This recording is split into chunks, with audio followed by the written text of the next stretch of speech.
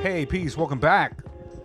We are Secret House Against the World, Tokyo-based hip-hop art and culture discussion channel of independent music, underground stuff. It's me and Jet here today, and also me and Jet. We're on this collaborative project. We want to let you guys know and that you're about to step into a long-form conversation, a deep dive into Billy Woods. Long form. Yeah, about 3 hours long, a deep dive into the catalog of Billy Woods with our guy, Scattershot, over at the Sonic Cloth Podcast. The Sonic Cloth Podcast, we recently just developed a relationship with them. He is a comrade, a fellow leftist, and a fellow deep listener of dope musics, of incredible musics. He here it says he dives into the recesses of deep music.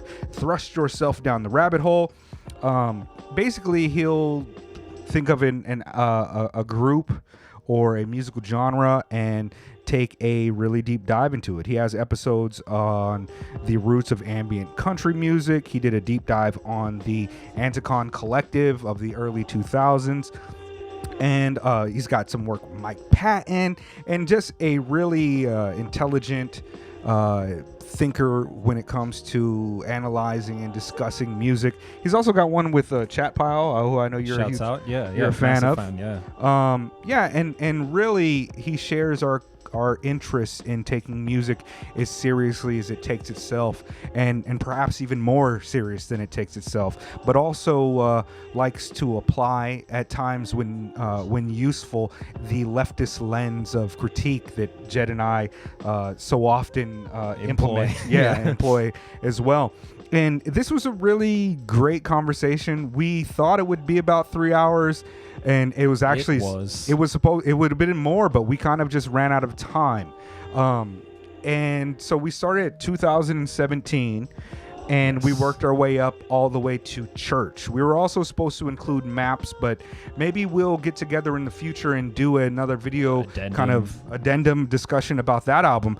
But tentatively, he sets to join us on the discussion of the We Buy Diabetic Test Strips, the upcoming Armand Hammer album. And I think that you guys will really enjoy his...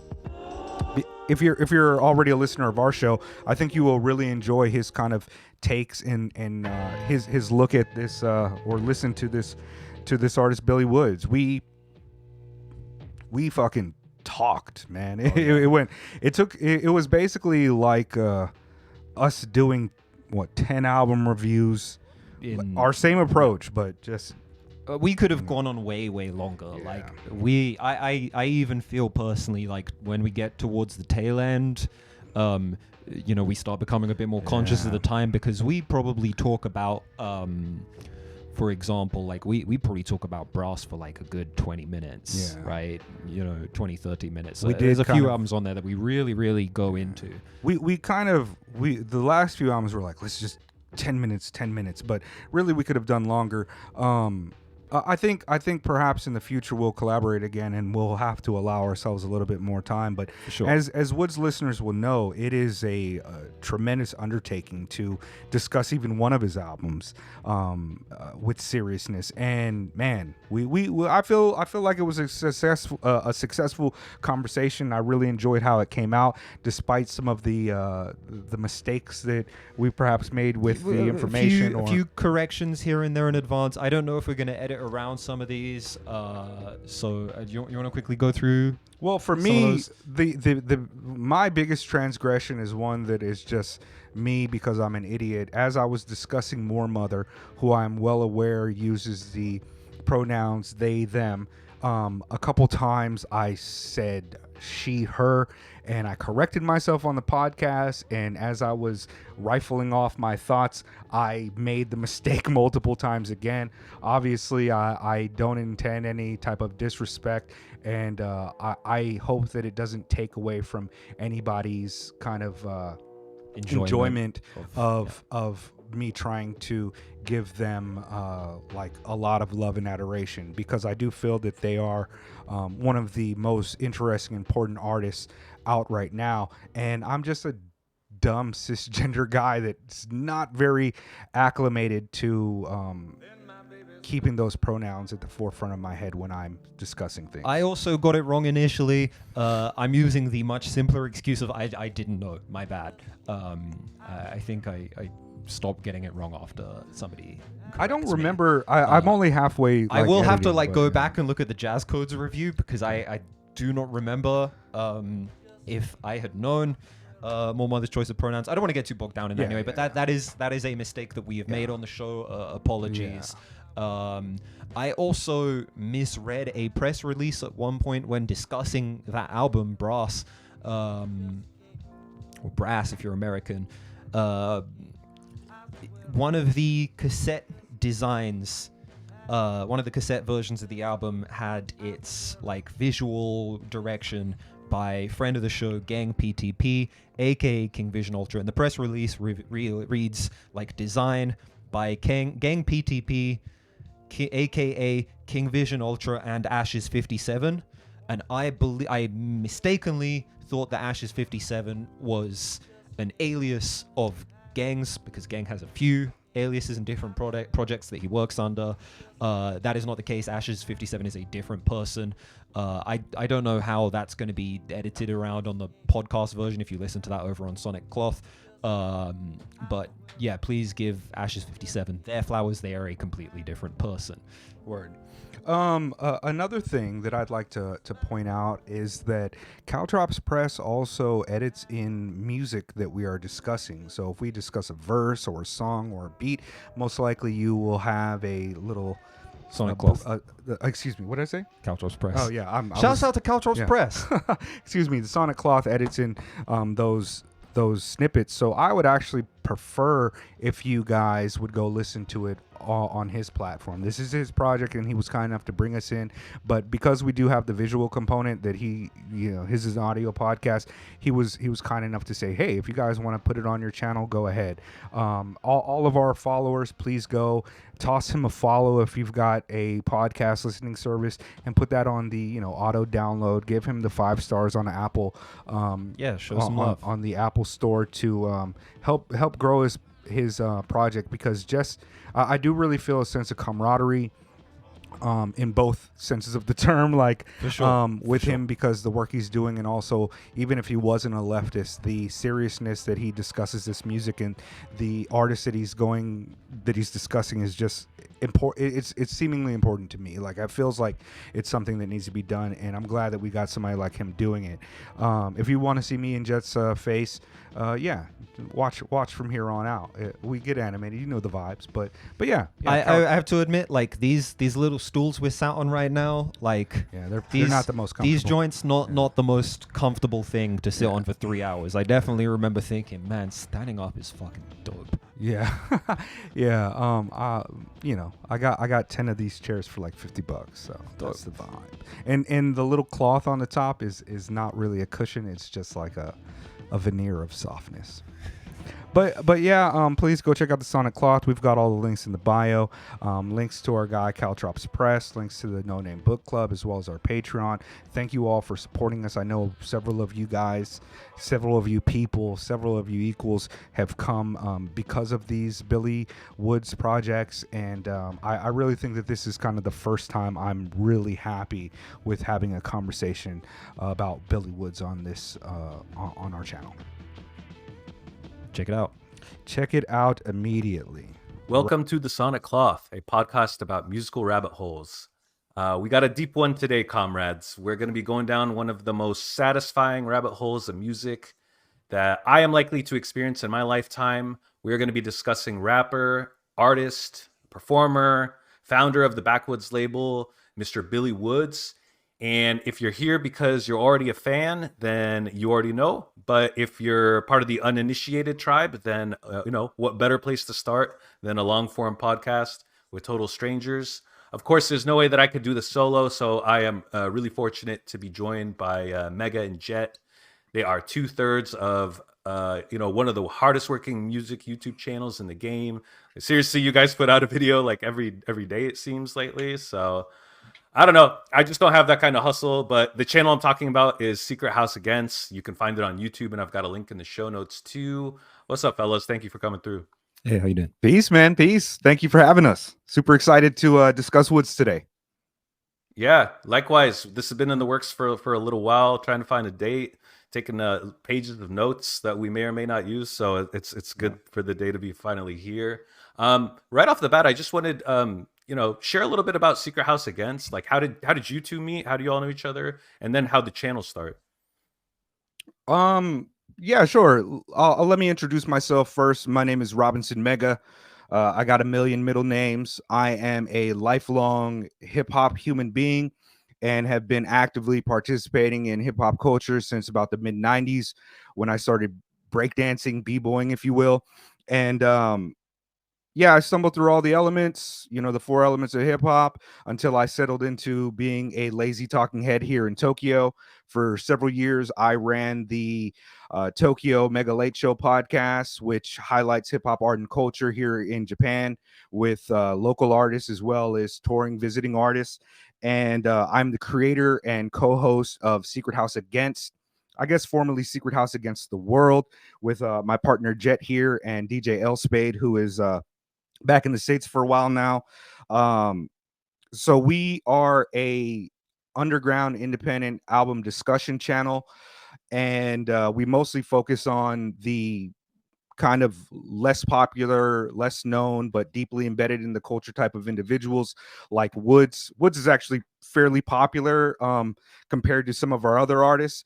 But yeah, we do that and we try to release a couple of videos every week.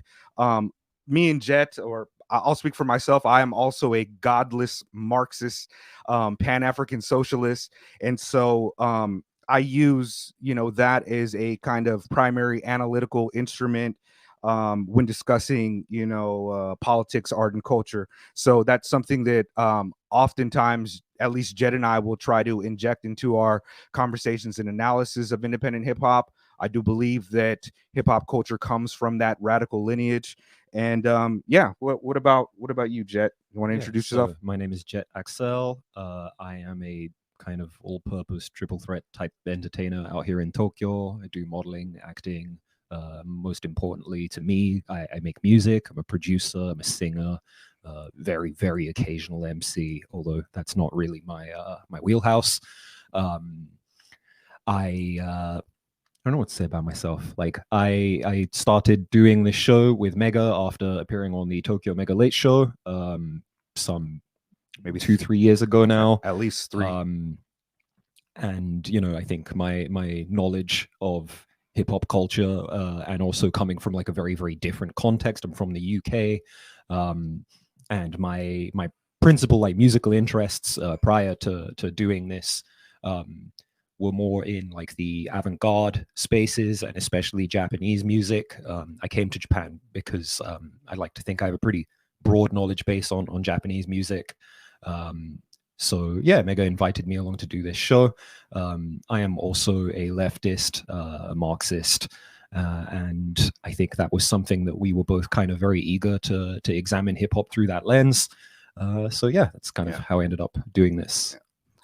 If I could just say, I think that's one of the things that distinguishes our podcast, or excuse me, our YouTube show from other hip hop review channels or reaction channels. We do try to inject that and take the music as seriously as it takes itself, and sometimes even project further. Our guy DJ L Spade is not a leftist. He would call himself a capitalist if asked, and he's kind of our everyman. He's the one that's not really into Woods, not into any of, he doesn't know a lot of these artists, and when he hears it, he's like, "What the fuck is this?" Oh, I'm sorry. Can I cuss on here? Yeah, of course. Okay. What the f is this?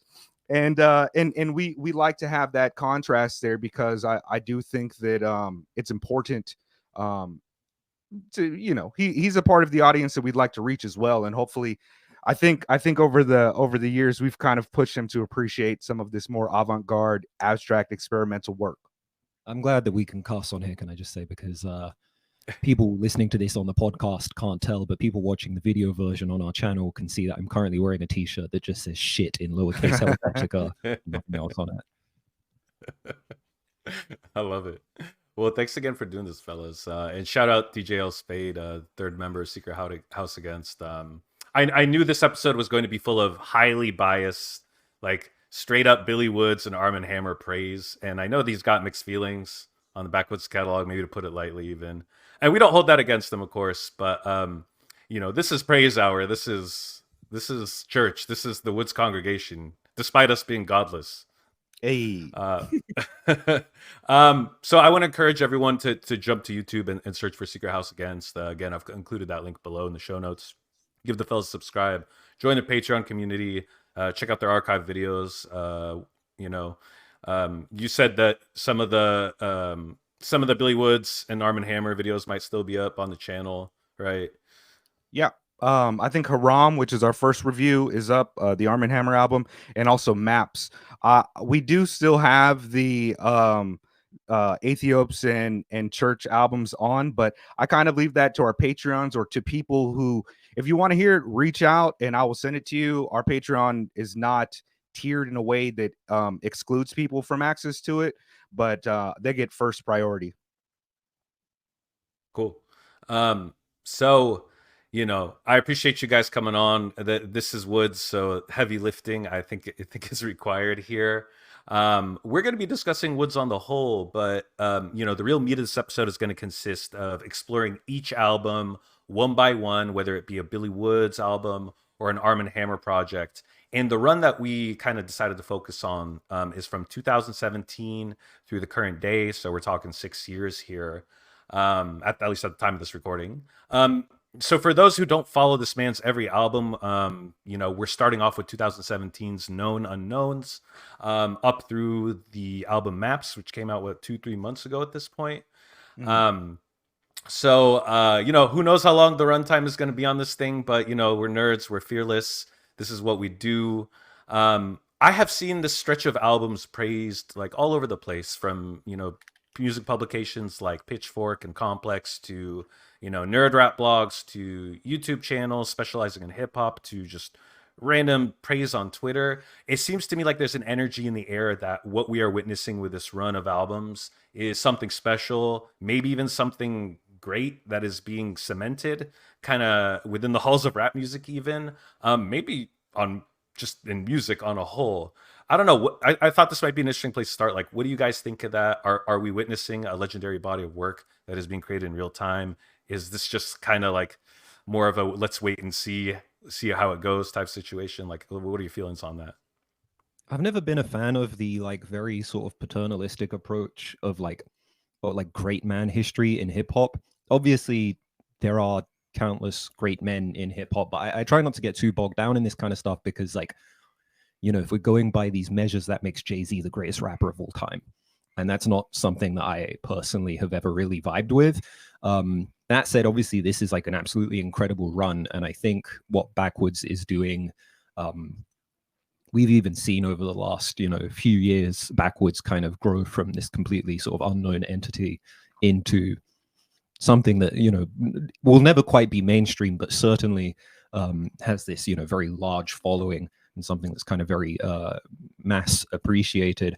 I think there's absolutely room for this kind of, very sort of open and participatory culture that we kind of get from this movement, as it were.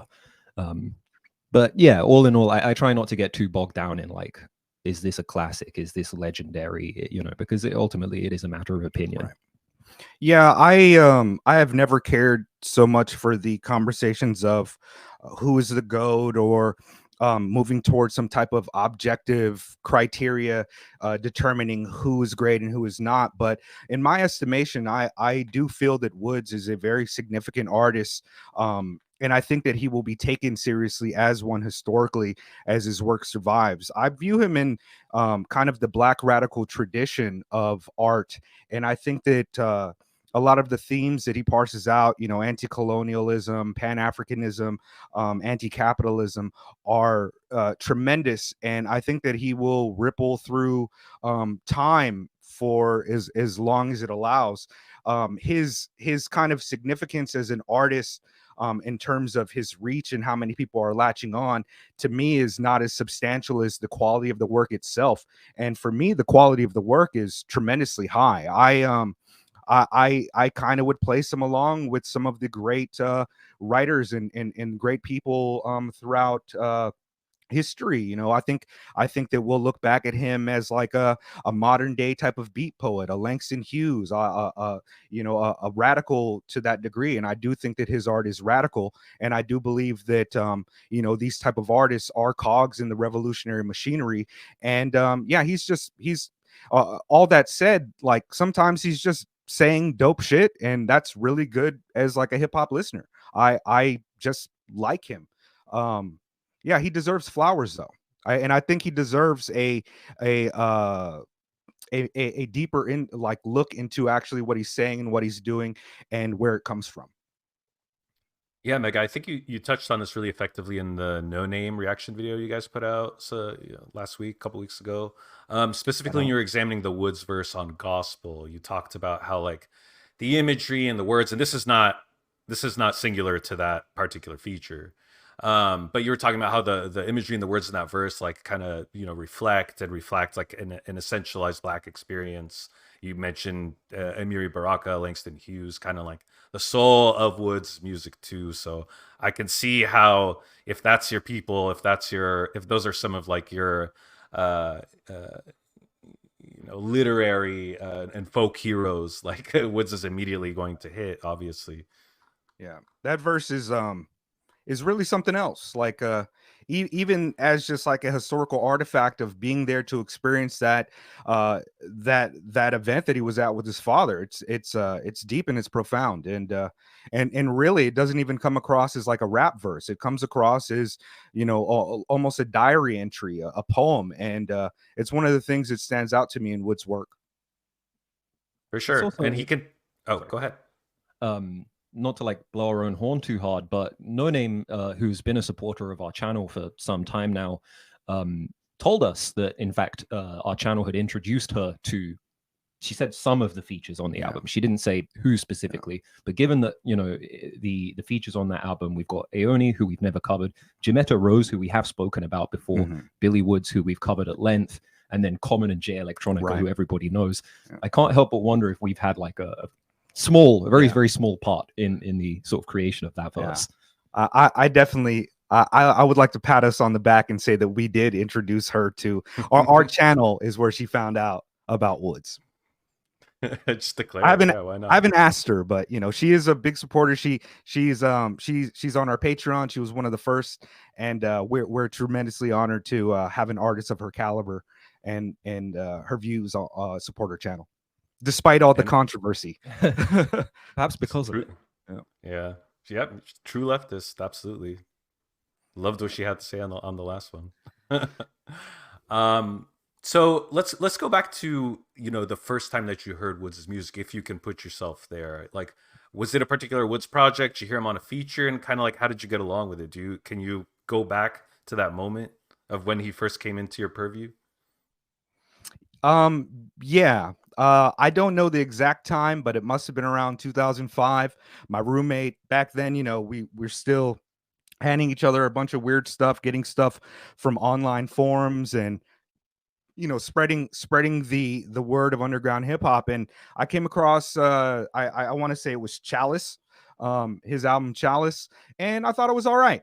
I didn't really think that it was it wasn't something that I cared for all that much. I must have heard it a couple times, maybe a track or two hit, and I forgot about him until history will absolve me. And I would probably say that is where I really kind of become a fan of Woods. And what did that drop in, like 2012? Yeah. And the album cover is what initially struck out to me, because it's a picture of Robert Mugabe, who was the former president of you know um liberated Zimbabwe. And it says history will absolve me, and I was like, who is this? And I was like, oh, okay, I've heard of Woods before, but wow. Yeah, no, I don't even remember specifically when I first became aware of Billy Woods. It would have been somewhere in the known unknowns, hiding places, release bubble. It would have been around the time I came to Japan, which was early 2017. And I didn't really become a fan until the Haram review that we did, which I believe was the first review we did on the channel, or at least one of them. Yeah, was not particularly familiar. I'd heard the name before, and I thought it was cool that he spelt it all lowercase, evocative of bell hooks, of course. But yeah, I think I would have said I would have become a fan circa Haram's release. And isn't "History Will Absolve Me" a Castro quote, like attributable to him? I believe so. Yeah. Yeah. That was the other thing. I mean, that's the album that hit me. I think I was I don't know when I heard it, but I got put onto the track "Body of Work," if you know that one, off of "History Absolve Me," and I was blown away that the track features Rock Marciano. And I think that's how I heard it, because I was already checking out a lot of rock stuff at the time. And I had just been turned on to Cause the Night's Gambit. So I was just kind of swimming in those waters back then, like, early 2010s, kind of grimy East Coast rap resurgence stuff. It's crazy to think that stuff's like more than 10 years old at this point. Yeah. But I don't know, that album was striking aesthetically, like you say, and thematically. And it struck me as like, not just like a Coke rap album, right? It's revolutionary right when you look at it. Even if you don't know who the guy is on the cover, like you're curious about who he is, and like it's not a stretch to think it's just such a revolutionary posture he's got there. So that's how I got my start with Woods. It was the first thing I heard, and I loved the record, and I was basically along the ride from that point on. The other thing I wanted to ask, and this is a big one, and this is gonna track through the whole episode, so don't feel like you gotta like spill it all out here. But is there anything viscerally that you can say that you absolutely love about Woods' music that's really just like visceral to you? Besides the complexities that we're gonna obviously get through, and like when we get into the actual work. Billy Woods doesn't rap so much as he like proclaims. I feel like on so many of his best verses, it's almost transcendental in the way that he, even though he uses very kind of avant-garde imagery and is very, very quick to kind of elude meaning, without further or deeper reading, and in a lot of cases just a lot of theory.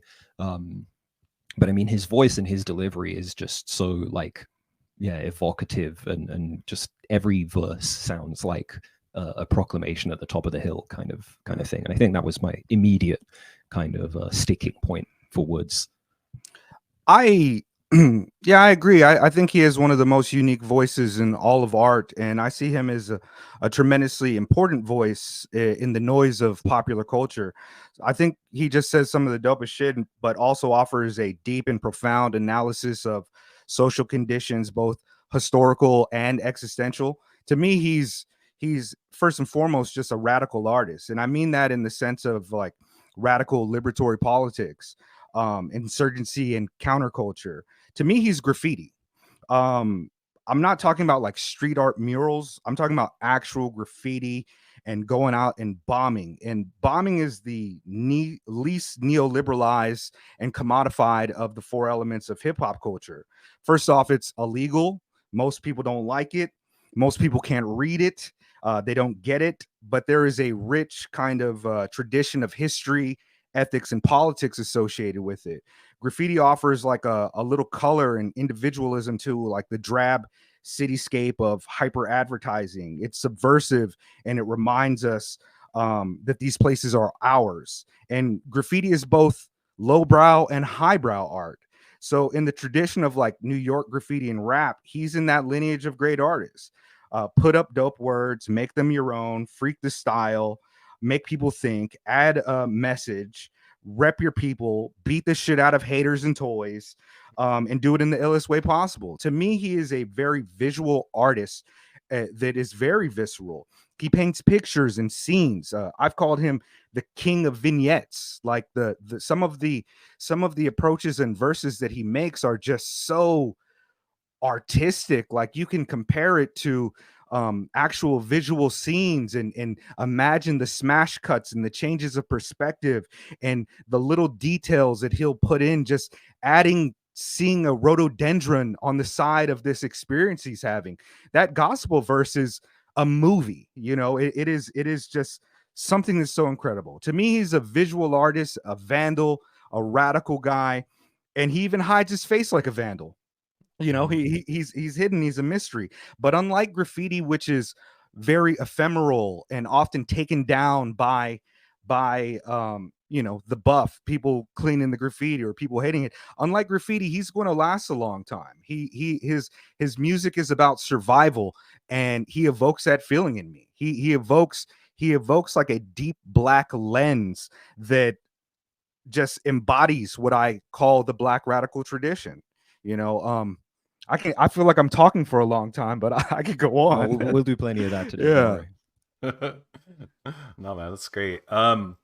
So I'm gonna quote Caltrops Press for my answer. For those who aren't familiar, Caltrops Press is a zine, a labor of love. Yeah, there you go. I got mine. I just behind me got too. another package in the mail from him yesterday.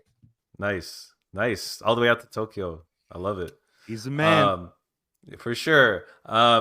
Definitely a labor of love that has produced, a few accompanying zines to Backwoods projects in the past. I don't even know if he calls them zines. I'm just going to call them that. I recommend everyone follow Caltrops Press on socials. I'll link those in the show notes. I encourage people to try and score one of these if you can. Just reach out direct. It's just one person operation. They're really beautiful works of art. You'll pick them up and just dive right into them. I have the Aethiopes zine, which is titled "A Skeleton Key to Billy Woods." Billy Woods' Aethiopes. But there's a quote in there that I love, and it's about Aethiopes, but it's really just about Woods. And the quote is, "Woods stands on the quayside, staring into the sea, looking forward and back to the future and former. His eyes as broad as the lens of Herschel's great telescope, as Melville might say. Come to think about it, Woods is an MC looking out like Big Daddy Kane on Raw and ODB thereafter, but not in a nervous sense. He's been patient, waiting till the sea calm." I'm like, oh, that's it. I love that. An artist is on top when it can, they can inspire that level of writing from a fan, right? Man, I haven't. That's where I first heard about him from the Skeleton Key for Aethiopes, and just looking into the work, like I wish I was doing these type of deep dives like him. He is just tremendous. I've got the itinerary for non-places, which is his work on Kenny Siegel's and Billy Woods maps, and I'll probably read something out of that later when we're discussing that album. But he's doing the work. He's radical. He ties it into so many things. It is I don't have the words to describe how incredible his writing and his insight is for these pieces of work. Just great, phenomenal work. Please check out Caltrops Press. For real. Yeah. I mean, I think there's a few points during this where we'll probably be shouting out other sort of like content that is being made in response of Woods' stuff. And it's really cool just to see how much high quality, like labored over content is out there like already. So, that's why we take this seriously. Body of work produces, other responses. I'll say I also just think Woods' lyricism is very unencumbered. That's what I love about it. His rapping spans times, it spans history, culture, locations, switches perspectives. As someone who also has interest in like revolutionary movements like you guys, I got interest in like cuisine from around the world. I have interest in philosophy. Whether you catch these references or not, you have like 10 rabbit holes to go down just listening to a couple Woods tracks. That's it's incredible that it's clear that he reads, and it's clear that he reads and he's well read. But also a buddy of mine who Tracy Jones, who put out an album with Uncommon Records several years back, they re-released it, but who was also a writer here in Tokyo for a time, he said that and I should preface this by saying I've never really watched a Woods interview. I've never read his interviews, so I don't really know his deeper socialist tendencies or anything like that, other than what I get from the music. But he said he was a writer and editor for some large outlets, media outlets, hip-hop outlets, music outlets. So it's clear that this man reads. There's so much going on in his work. For real. And I think one thing I'd like to dispel with this episode anyway is the idea that Woods' music is impenetrable. I don't think that's true at all. And even if you're not like the type to sit and listen deeply to the music and like follow along to the lyrics. Like Woods is the type of artist who will make you subvert those tendencies, even if you don't end up doing that for like other art. Like I've noticed myself with like doing that as well. It's not always something that I want to do. There's something about his stuff that just Right. makes you want to follow along and sparks curiosity, and a yearning to like understand the deeper meaning too. So, I yeah. I I don't think it's any more impenetrable than like a Wu-Tang. Obviously there's a bit of a language barrier when it comes to deciphering Wood's work, and it's not so much like not being English not being your first language.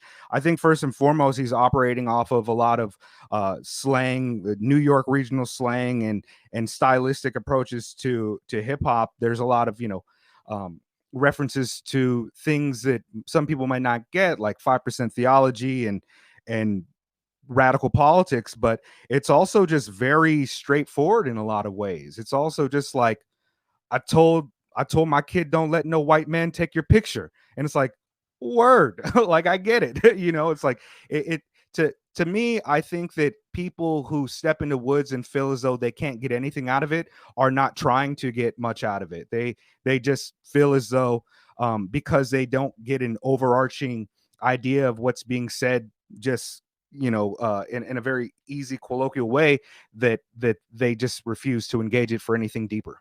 And I think Woods will often meet people at their level of initiation. There's Hmm. some things in his work that I've even found out by looking at genius rap lyrics, and somebody will highlight something that I was like, oh, I didn't realize that it was as deep as that. And I read critical theory and leftist theory, but it'll meet you at your level of engagement sometimes, or excuse me, your level of initiation. Like how much you know is how much you get. Also, Yeah. for all of the sort of psychedelic and often like abrasive elements that the albums have sonically, I think there is like a pretty wide variety of like accessibility in terms of how it actually sounds.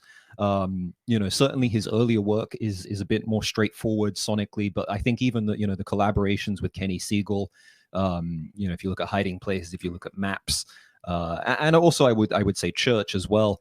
There are like bangers in Yeah. the traditional sense present on those records. There are absolutely tracks on there that you can just nod your head to and enjoy on like a purely sonic level. It's not like completely avant-garde, like a totally experimental blackie all caps with spaces Yeah. type abrasive music. I think a lot of it is actually extremely listenable on a very visceral level. Look at the variety of artists that he collaborates with. He was collaborating with your Rock Marcianos, your Mock Homies, your Griselda guys, and the same producers. And to have that kind of wide berth of sound and approaches to the music, to me, it really kind of punctuates that Wu-Tang sentiment that it's dope styling, and it's music for everybody. And you don't have to be a leftist, you don't have to be deeply philosophical or some literature major to really enjoy and enjoy listening to it. But sometimes you're caltrops press and you pull significant meanings out of things that seem kind of just arbitrary or not anything. Yeah, I get this. I get the sense that Caldox Fest also uses these records by Woods as like starting points for things too. Yeah. Like he's not just like trying to demystify or like expand on something that's brought in. It's really just using it as like a starting place for a lot of other concepts. And like if they tie back to the album, great. Like so be it. But it's just like another extension of like a creative like limb from the original piece. And I think that's Mhm. beautiful. It's so cool. It's so cool what he's doing there. It's clearly his own artist and writer, you Mhm. know. Oh yeah.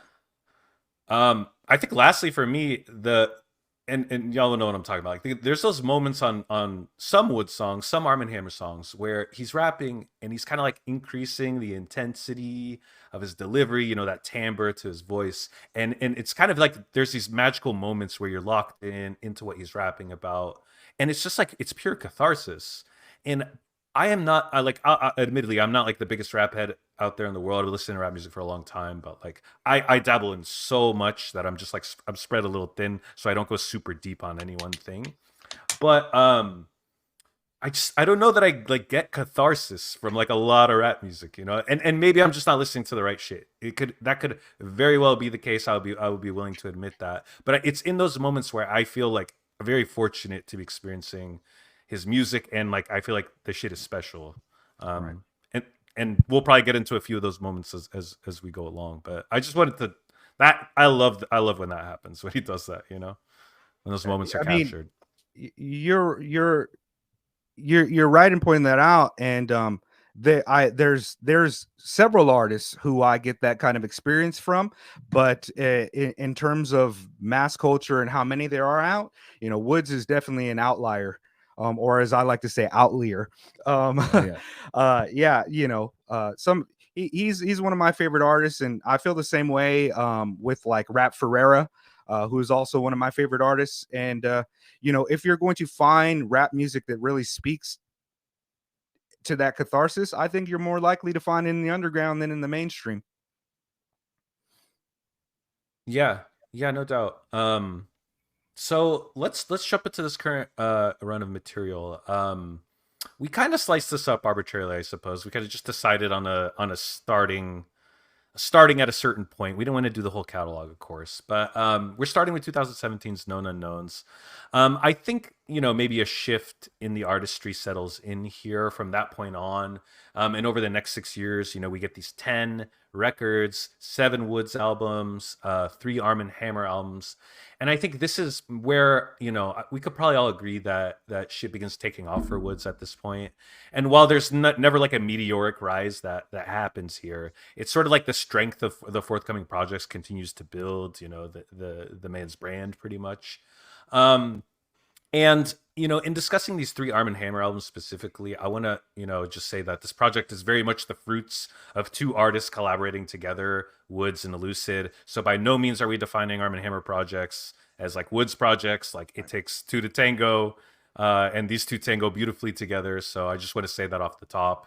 The other thing is that we're not getting into Woods' features on other artist tracks. Man, there are so many amazing Woods features out there. I do want to shout out this playlist on Spotify that's called Billy Woods Features and Non-Album Tracks. It's by user Krolf160, Krolfe 160. This person regularly updates the playlist. Any guesses on how many tracks are on this? This is probably not all Woods features, but it's just the ones on Spotify. I'm gonna go with 33. 60. 112 tracks. It's like 6 hours of Woods verses and non-album tracks. So Wow. it's crazy. Yeah, I'll link that playlist below. You know, this episode is like going to turn into some like Woods Wikipedia shit or something. Tight. All right, but here's the program. Each one of us selected 3 albums during this 2017 to 2023 run. When one of us selected an album, we're just basically going to be leading off the discussion on that album. Everyone's going to join in, of course. And then because we can't divide things up cleanly between the 3 of us, we're going to tackle the last one, maps, all together. Yeah, I'm ready if you guys want to do this thing. Yeah. Should I go ahead and get started then? Yeah, let's get started with Known Unknowns. You know, if I could just say, like, you sent us a list and was like, let's all pick 3, and then, you know, the last one we'll do together. And I don't know why I chose the albums that I chose. I just kind of was like, I'll take this, this, and this. And starting with Known Unknowns, which did come out in 2017.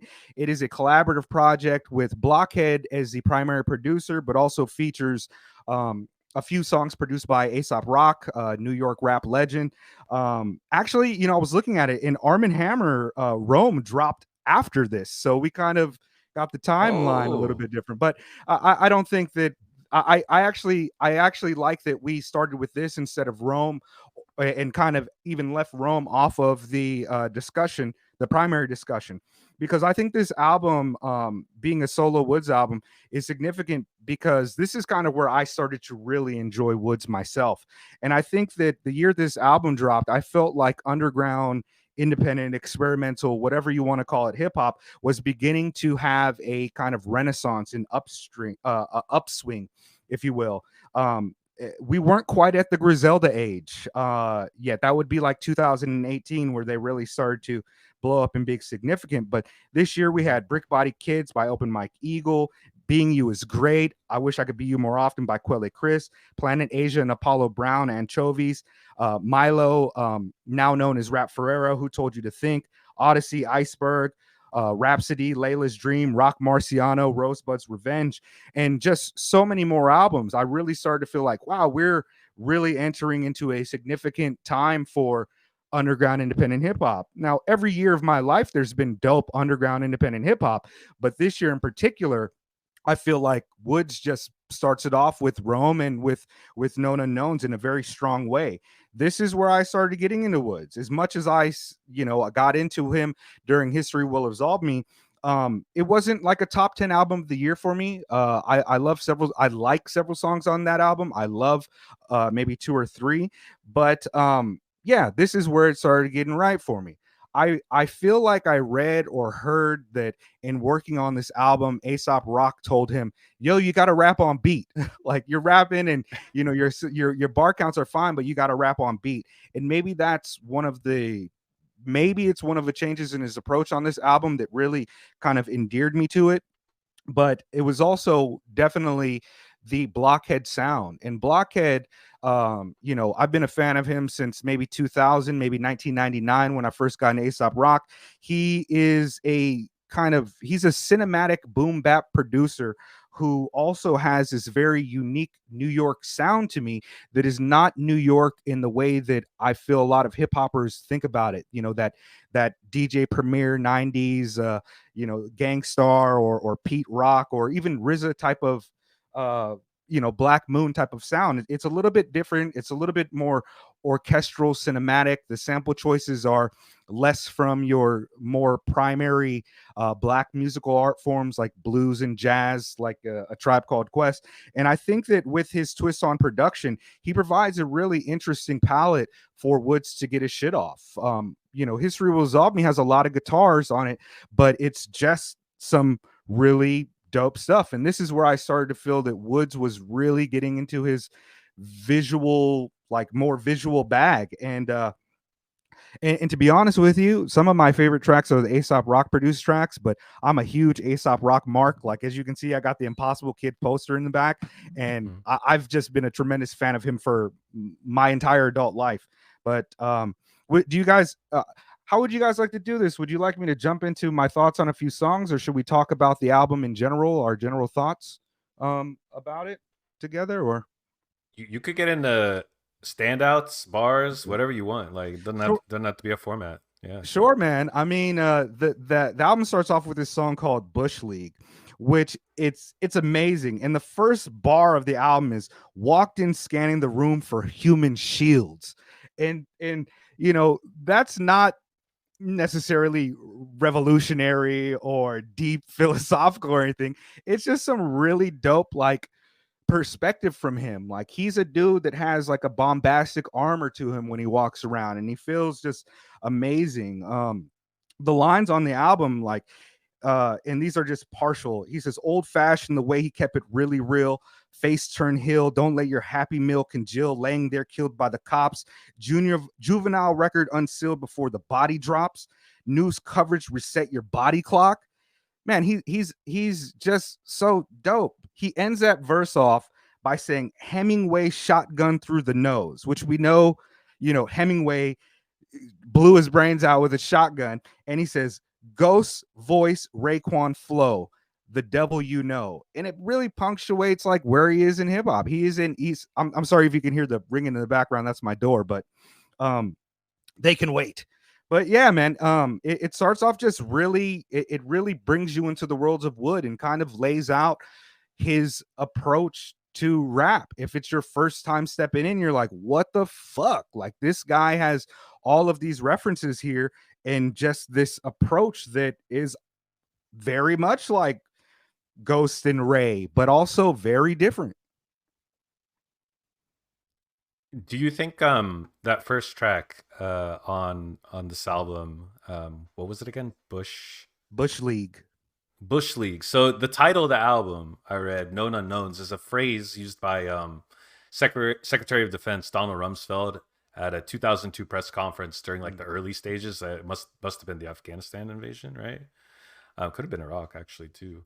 So I wonder if that Bush thing is also part of it too, because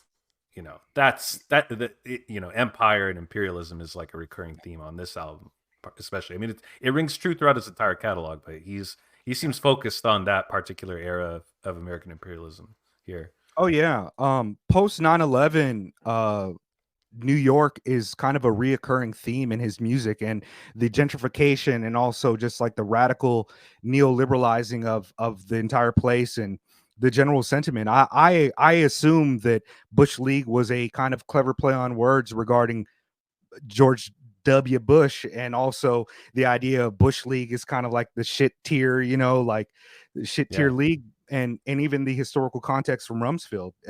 And and the again, Human that's just Shields one. line maybe too. Like I get Yeah, that that's him like introducing himself, but that yeah. too. If we were to take a deep dive into every single one of his tracks in the same way we're doing this one, we'd probably, that's just the first verse too, and we'd probably take 20 hours because it's so dense but not inapproachable. We can all get different things out of it. Yeah, it's dope. I also really like there's probably about 7 tracks on this album that I particularly love, from the simple ones like Wonderful, which features Aesop Rock and Homeboy Sandman. It's just like a really dope song with dope lyrics that is just hip hop shit. Knowers of the Whole Half, Hulk Smash Overture, One Man Motorcade, None Stand Holier. There's just dope bars from all of these artists, and that's really Wild great. rhythm on that track to Yeah. rap on. Yeah. On Unstuck, like I said, he's the king of vignettes, and I love how he has like these shifts of perception of time and space in his raps. They're so vivid and detailed. The first verse is like the day in the life of a dude smoking it and moving, and then like he has this line where he's outside, he's like both hands high, explaining how I became unstuck in time.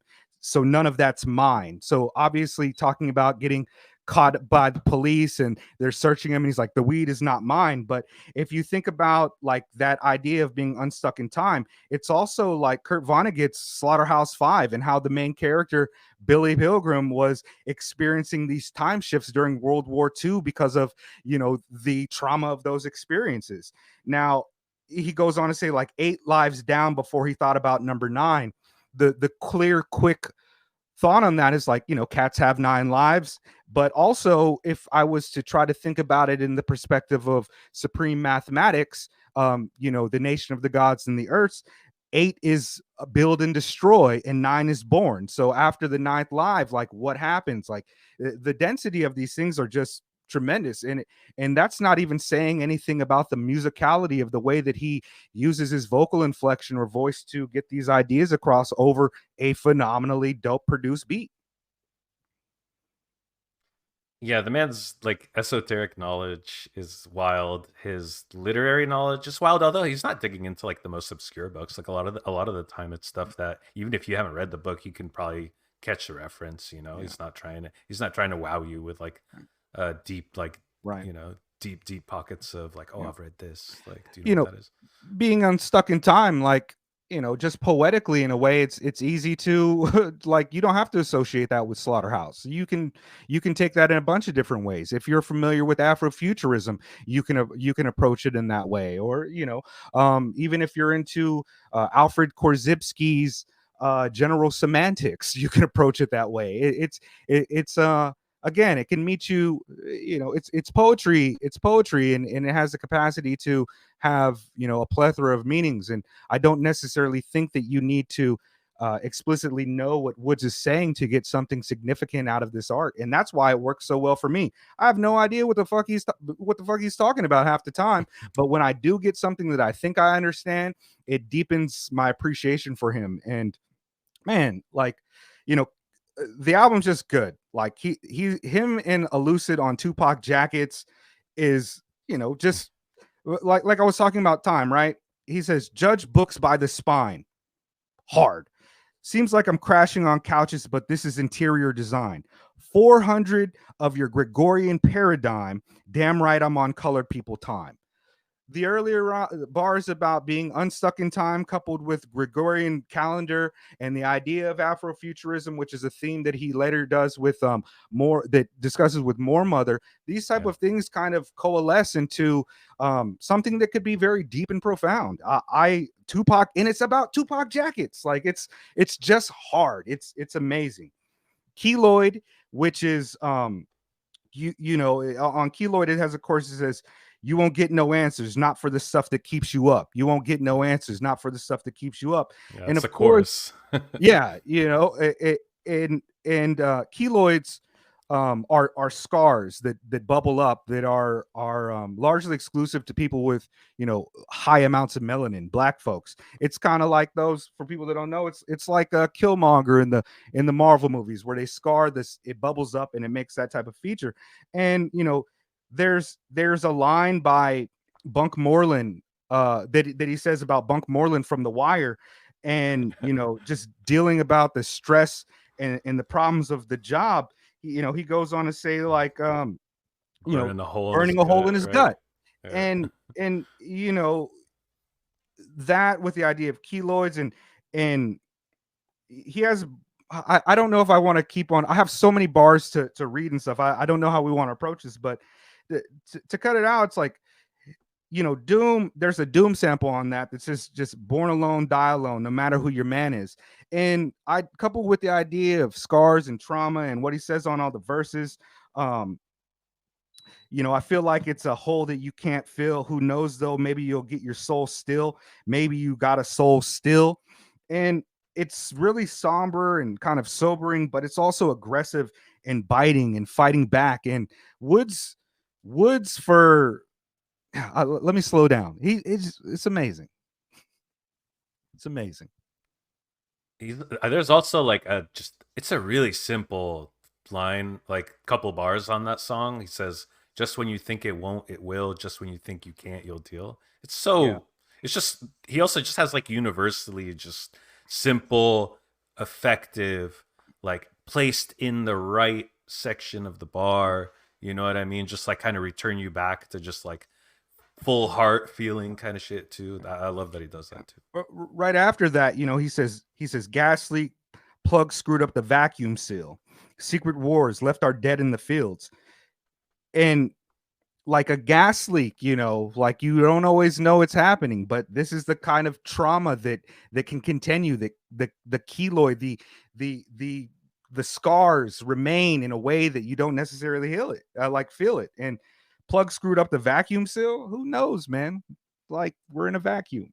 You know what I mean? Like, the vacuum of space. Like, it's just I think my favorite track on the album, and maybe one of my favorite Woods verses, because how intense and the speed in which he raps on it, is Cheap Shoes, which is a beat that is produced by Aesop Rock. I just love the way he sounds. Kind of a lot of people will say that Woods is kind of a spoken word rap styler, and I can see that, but he's also just like a rapper to me. And on that, the intensity is just dope when the keys kind of come in, and during the verse, it's one of my favorite sounding Woods tracks. Off the rack suit, hazmat suitcase full of brass tacks, job interview might have had a laugh track, must have smelled a rat or the gorilla glue. Cheap shoes, either way, Jack. The position's nigga proof. Necklace, cobra tooth. I just every there's so many lines where I hear him saying, I'm just like, damn, that's just graffiti. That's hard. That is just in your face. Like, he says some of the most fly shit. I love him for the same reasons I loved Wu-Tang in the 90s. Like, the flyest shit you can possibly think from a wildly idiosyncratic and unique perspective. Yeah, he doesn't skimp on the styling like at all. That's the thing. Like, this is not just like a super brainy like dude. I think Memento is one of one of my favorite Woods tracks. I love that. I love that one. I think that's one of the best blockhead beats I've heard on the Woods project too. And I love he does this thing in the song, really simple. Gonna bring up a lot of simple stuff in this as a warning. I love when Woods just like builds the scene. Like he does this with a lot, especially like a lot of culinary references. But on this track, he talks about Dominican frankincense, sandalwood, burnt cinnamon, where he'll just list, and it's simple device, but it brings you into the scene. It sets the atmosphere, triggers your senses, gets the cinematic like thing rolling too, right? Like you can just picture it. He's so good at that. I also love that, and I don't know if this is true across the board, but I like that when he uses ad libs, it's like he's like cracking a joke. Like on Police Came to My Show, he says he's got that ad lib where he's talking to that guy backstage. Some guy's like annoying dude fan is talking to him backstage. What does he say? Like backstage, like, bro, that was great. Half my age trying to trade cassette tapes. I don't even have and then he's like the ad libs, I don't even have a cassette player, man.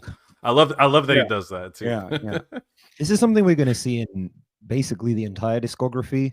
That as seriously as we're taking all of this, the albums have a lot of levity going on. There's a lot of humor across all of these records, and I think often, excuse me, often as a way of almost dispelling the trauma and the invisible tension that permeates all of these records. Yeah, he's a funny guy. He's hilarious. Yeah, he's like, even when something just sounds biting, it's just like, damn fool, that's fucking hilarious. Yeah, he seems like fun dude to hang out with. Like, you want to go grab a drink with him for sure. Yeah. All right. Anything else on Known Unknowns? I'm with you, Mega. Like I like this more than History Will Absolve Me, and that's for a lot of people. That's like the early classic. That's the bolded one, but I enjoy this one more. Love it. I guess just one last thing, going back to kind of like the humor that he can often pack into a song on Groundhog's Day, which is kind of just this repeating, I wake up and smoke weed, I wake up, smoke weed, and he'll rap like, two bars, 4 bars, and then go back to the chorus. But it starts off, he says, Plug said he's taking a break, I couldn't keep a straight face till he explained how they came for the safe. And I was like, wait, like, what the fuck? Like, what's going on? Like, like, there's no way you're going to stop selling weed, bruh. And then he's like, what? They came? Yeah. He's just a funny dude. Yeah. Brings his personality into everything he does, for sure. Okay. Well, I feel I can't believe I miscalculated this. Rome came after this, but we're not intentionally skipping it. I might not be right on that, but I did think that it came out before it. This dropped in this dropped in June and Rome dropped in November. Yeah. Yes. Yeah. 2017. So yeah, Rome did come out after this. Got you. Yeah. So yeah, we got a little mistake in the time continuum, but that's all right. I actually would rather focus on, we've got a significant amount of Armand Hammer albums here, so I think that having the solo Woods is a little bit a better starting point.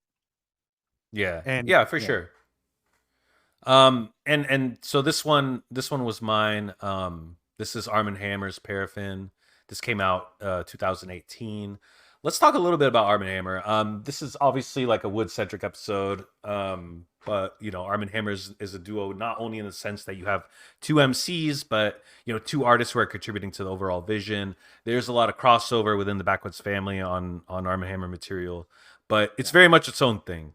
And it's actually pretty brilliant, because I think anyone who fucks with Woods is surely going to know about Armand Hammer, and vice versa. Like I think that they kind of feed each other. And then Lucid's albums get folded into, unfortunately, to a lesser extent, if I'm just judging off of like, notoriety and streaming numbers. And that's unfortunate, because Lucid is a beast, and we'll obviously talk about that and all the Armand Hammer stuff. But let's talk a little about Lucid, I guess. Like, he's often said to be the more, esoteric of the two.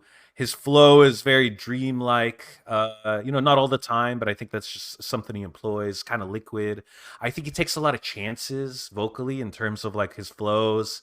Um, he throws in singing too. He's just really versatile, and he could be like the most abstract thing you're gonna hear on the whole record.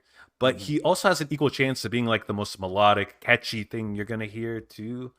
And I really like that. And I don't know, I could be really off base here. Sometimes I get it depends on the song. Sometimes I get like an Outcast vibe from Elucid. I don't think he sounds like Big Boy or Andre, but the way he kind of enunciates and lingers on certain words, syllables, especially like the very cosmic, tripped out like effects that that is applied to his vocals, like it brings to mind some of the more out there kind of like Outcast joints, the really funky stuff, kind of filtered through his persona. A lot trippier, of course.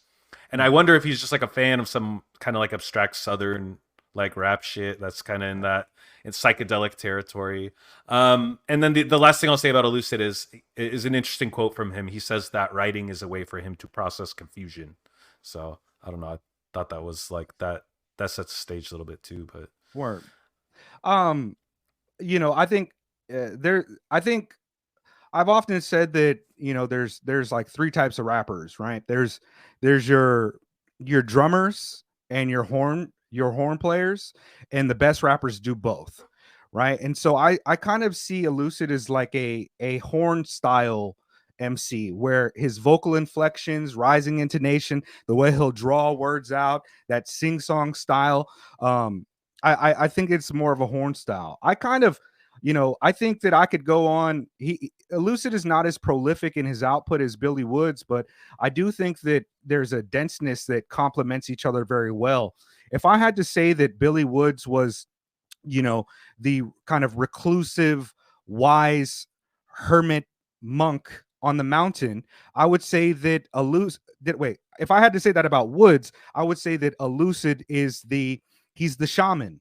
He's the one in the village. He's the one with the spells. He's the spellcaster. He's the one that knows a little bit of the magic and kind of sees the world and takes it in a less material way than Woods. Like it's a little bit more I don't want to say abstract, but he does lean more into the esoteric, the kind of mystery school knowledge and some of these kind of hidden histories that Woods probably finds himself more in the material history of revolutionary action and things. But both of them, while being if I could say like not to say that there's any type of trans-historical blackness that pervades through all of culture, they exemplify that, but they also break the constraints of it, creating a new future of blackness that both of those things are kind of contradictory to each other, but they work together so well. And I love the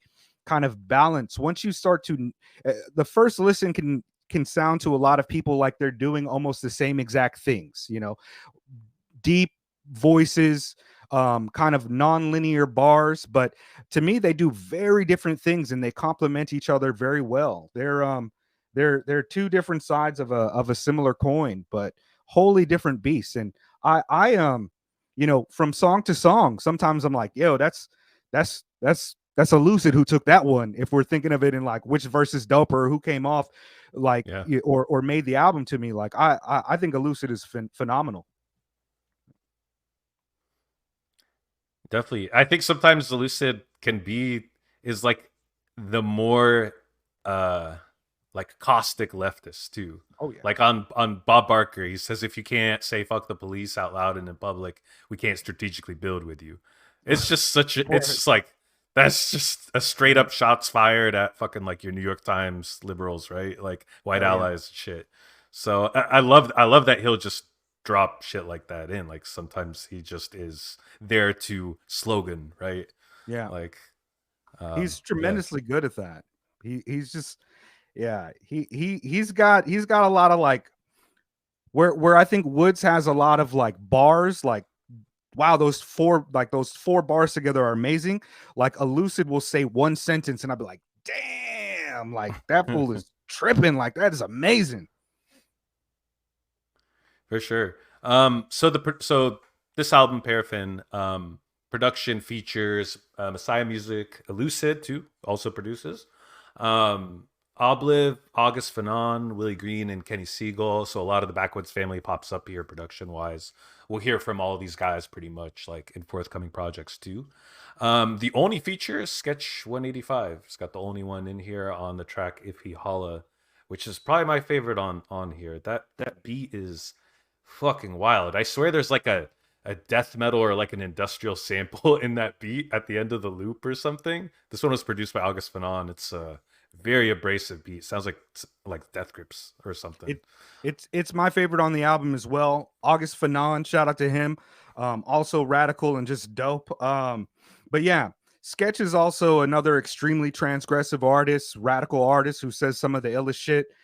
His new album that came out this year with Jeff Markey, and Yes, it's amazing. Like if you like Woods, I would definitely recommend more of him. But that Iffy Holler beat is amazing. Like this Paraffin is actually the album where I kind of feel that Armand Hammer begins to, like, the project starts to feel fully realized to me. Like, oh, this is like what it's like.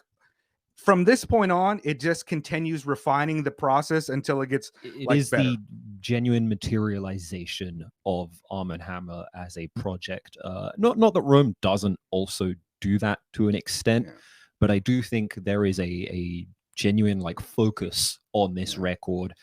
Even with the variety of producers on both records, this one is very much like the birthplace of this kind of duality that you have between Woods and Elucid. I believe I remember reading in an interview that they first met and kind of became friends through this group.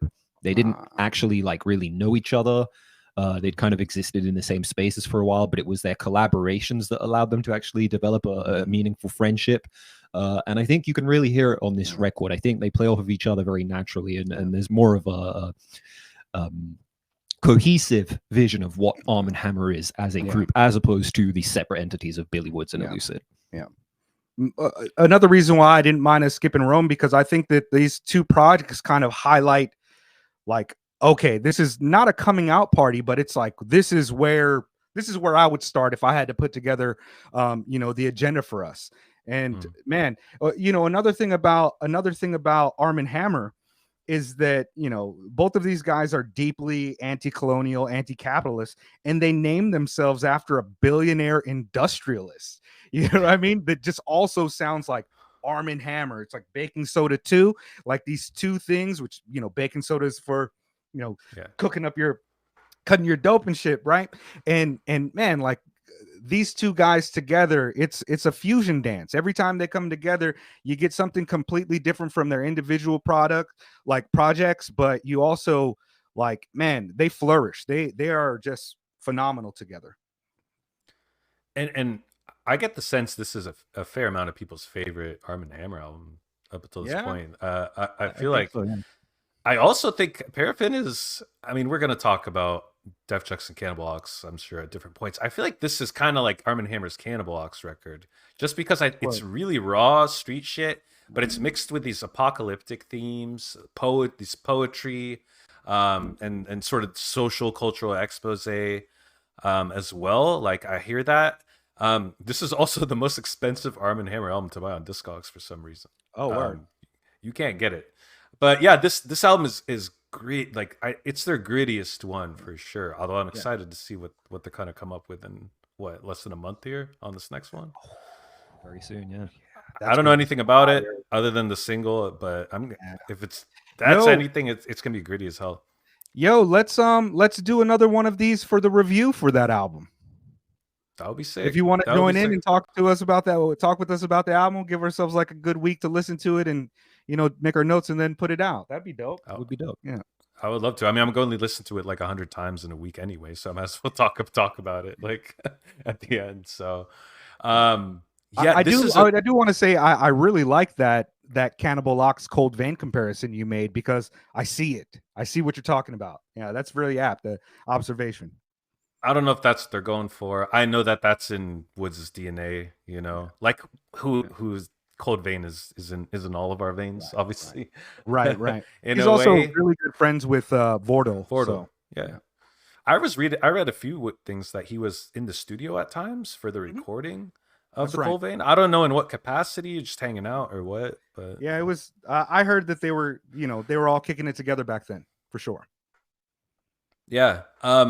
Yeah, this is a dark album. It's very, I guess it's psychedelic. That term gets brought up a lot. The beats seem like they're largely built out of loops a lot of the time, like a lot of looping beats. The song structure's a little less conventional. This is like a destitute album. But what's crazy about it is that it also has moments of beauty, like the beat on what is it, Detol? I don't know what Detol means. That's stunning. It sounds like cleaning agent. It's it's cleaning. It's to clean like with a I think. mouthwash or something. Yeah. They probably produce all kinds of stuff, but yeah. Yeah, that beat sounds like a 1930s like ballroom instrumental or something. Yeah. But I don't know. What do you guys think in general about like the difference in thematics with the Woods album versus like an Armand Hammer? I know like colonialism, anti-capitalism, like these things pop up obviously like in the bars, but are we far enough in like the Armand Hammer like discog to sense like where they go, or is it seems to me like to be a completely free project, like they're free to explore like Right. whatever sounds, whatever places. Like I just expect to be surprised every time at this point. Yeah, I think with a lot of the Armand Hammer albums, they while they do touch on like personal things, deep introspective things throughout all the work, the Armand Hammer albums have less of a personal feeling to me than their solo projects. The Armand Hammer is like, yo, let's get together and fuck these cats up. Let's blow people's minds with this. Let's get our shit off, whatever we feel on it. But number one thing is that, yeah, y'all can't fuck with us. Like there's still that kind of in your face New York competitive braggadocio aspect of it.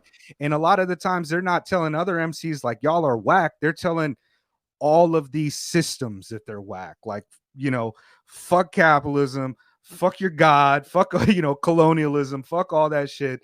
Like this is, here we are. Here They we punch are. up. Definitely. With the possible exception of Haram, which we'll get on later, I do feel like the solo albums, like especially if you look at Aethiopes or you look at I Told Bessie, they're very like centrally thematic albums that deal with like, a more central theme that kind of fits, that kind of reverberates throughout the entire record. Generally speaking, with the Armand Hammer joints, you do have like this wider variety. There's a bit more of a scope, I think, in terms of the ideas that are being explored on each individual record. With Haram, I'll talk about that a little bit later. But I think, certainly it's more impersonal. It's a bit more almost cipher-esque in places. Where in which you get a feel for these two kind of individual characters who also bounce off of each other in very fascinating ways. Word. Paperwork said they found residue on the beats. Yeah, that shit is hard, man. Yeah, it's amazing. Yeah, this was standouts on this one. You want to shout out? For me, my two favorite tracks are three is Detol, No Days Off, and If You Holler. Yeah, No Days Off and If You Holler are definitely my favorites, both produced by August Fanon. I've become such a big fan of his work and him as a public figure. I sometimes when I get on Twitter, my favorite reposts or retweets or whatever, or X now, I guess they call it. Sometimes when I get on there, I'll see August Fanon resharing things and I'm like, I agree with this guy's public persona. Like I like him. Yeah, his beats are fire. He's crazy. Days Off is tough. I love that track. Sometimes you don't eat. I'll just yell. Yeah, I was gonna say I just yell that sometimes at people. I know you don't work, you don't eat. Yeah, and Honest Days overrated. Broke on payday. They finna build the next prison in the South Pole. This ain't the righteous way to go. Let me get your supervisor on the phone. Claiming both. Wait, hold up. He says normalize us with the fuck shit. The corporation, they must trust. I'll get that for you in no rush. I'm always really bad at rereading people's lyrics, but man, the content of these bars is always just let me get your supervisor on the phone. Like, it's so hard. You don't work, you Yeah. don't eat. Furman tapes also highlight Oh for yeah, me. That beat switch up is nuts. yeah. It's so intense, and Woods capping off that track with his verse is just one of the most like jarring things you'll hear in like a Woods project. I love when Armand Hammer does beat switches, and then it's like they also, Lucid's rapping on something completely different that Woods came in on, or vice versa. That you do that really effectively. Yeah. Again, man, we could point out every single one of these songs and how dope they are. Like, what I do with my notes, I kind of drive myself crazy. I had to kind of step back and say, all right, let me just make notes, on three particular songs for each of these projects. Yeah. Maybe more if I feel like there's something else to be said. But yeah, I as I was listening, I felt a little bit overwhelmed because I really wanted to do justice to all this work. And man, it just requires a lot of attention and thought. I mean, They're you dense. could you could do a podcast just where you start at the beginning and you a song is an episode, and you Mhm. would have plenty to talk about. Oh yeah. Like in Oh yeah. in all this, like some bar whisper out there should take this project on. You look at those Caltrops press uh Revolutionary yeah. pamphlets. Yeah, these insurgent pamphlets, man. It's just like, whoa, he got shit to say. Like, Mhm. yeah, it's incredible. I like the beat on VX. It's one of the first like Caribbean like island reggae style beats that we get from Armand Hammer, and I think those types of beats end up popping up kind of like commonly. And I really like hearing Woods and Elucid on top of Yeah. these kind of like chill island beats. Again, it goes back to this thing where this doesn't need to be like the most serious shit ever. This is also just like you could just Right. smoke weed to this music too, right? You could Right. kick back, like it's fine. I don't know about So a lucid, but isn't Woods like half Jamaican, half Zimbabwean? I believe so, yes. Yeah. So I think yeah. he's Jamaican on his mom's side, yeah. Okay. Yes. Yeah. Makes sense to me. Yeah. Yeah, you said earlier that you kind of like avoid interviews with Woods, just kind of. I do that for most of the artists I listen to. I don't necessarily care to get into like the sometimes I'll be very curious about how they approach work, but yeah, for the most part, like I just don't listen to many interviews. Yeah, I mean, I feel you. I mean, I- i- he. if they Oh, were go ahead. talking about something in particular, sure, but I don't really care to like if Woods showed up on like Black Power Media and was talking about like gentrification, I'm like, oh word, let me hear what Woods has to say about this.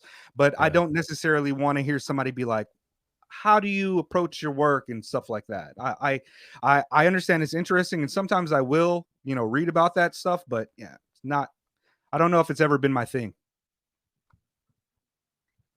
All yeah, right, for so sure.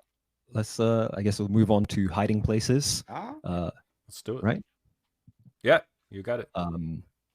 So Hiding Places is the first collaborative album with producer Kenny Siegel.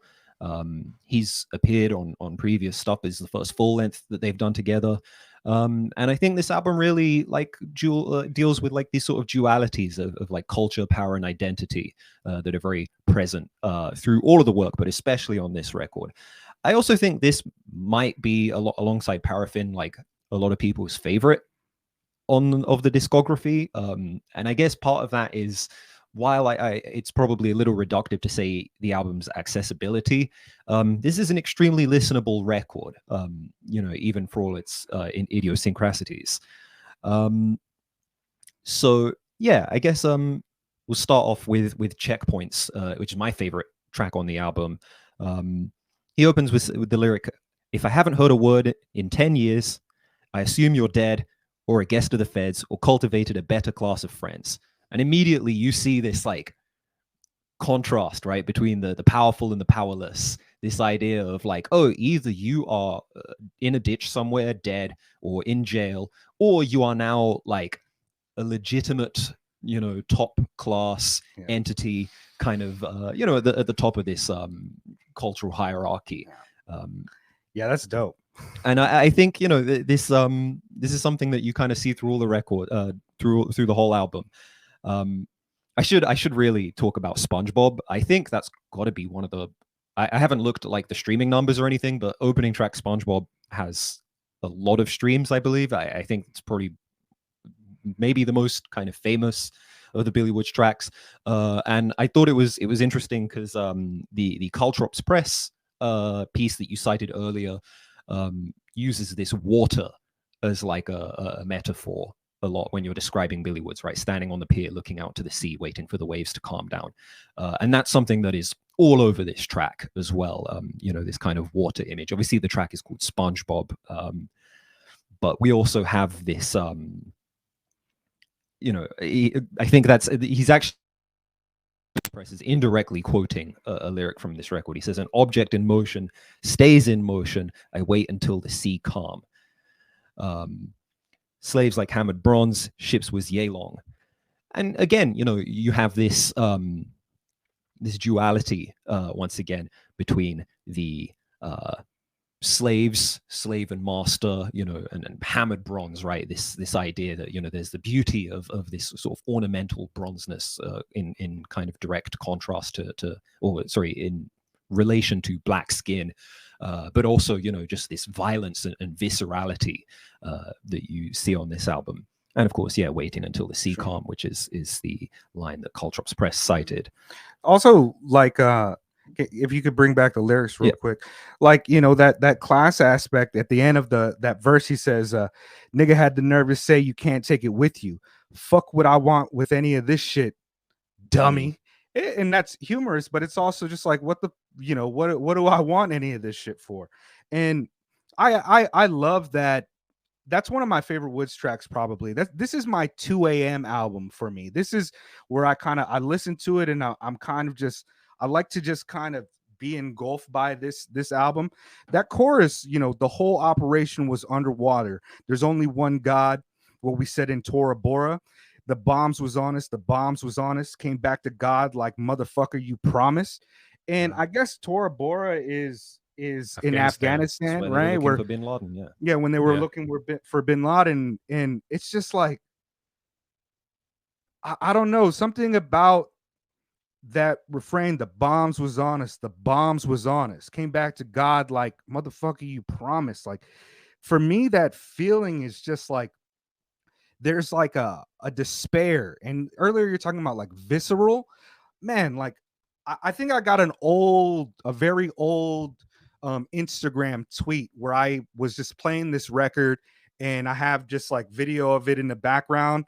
And man, it's just like something about just hearing his voice say those words, and the imagery makes me feel something I can't quite describe about my own personal experiences, but I be feeling like the fucking bombs is on us.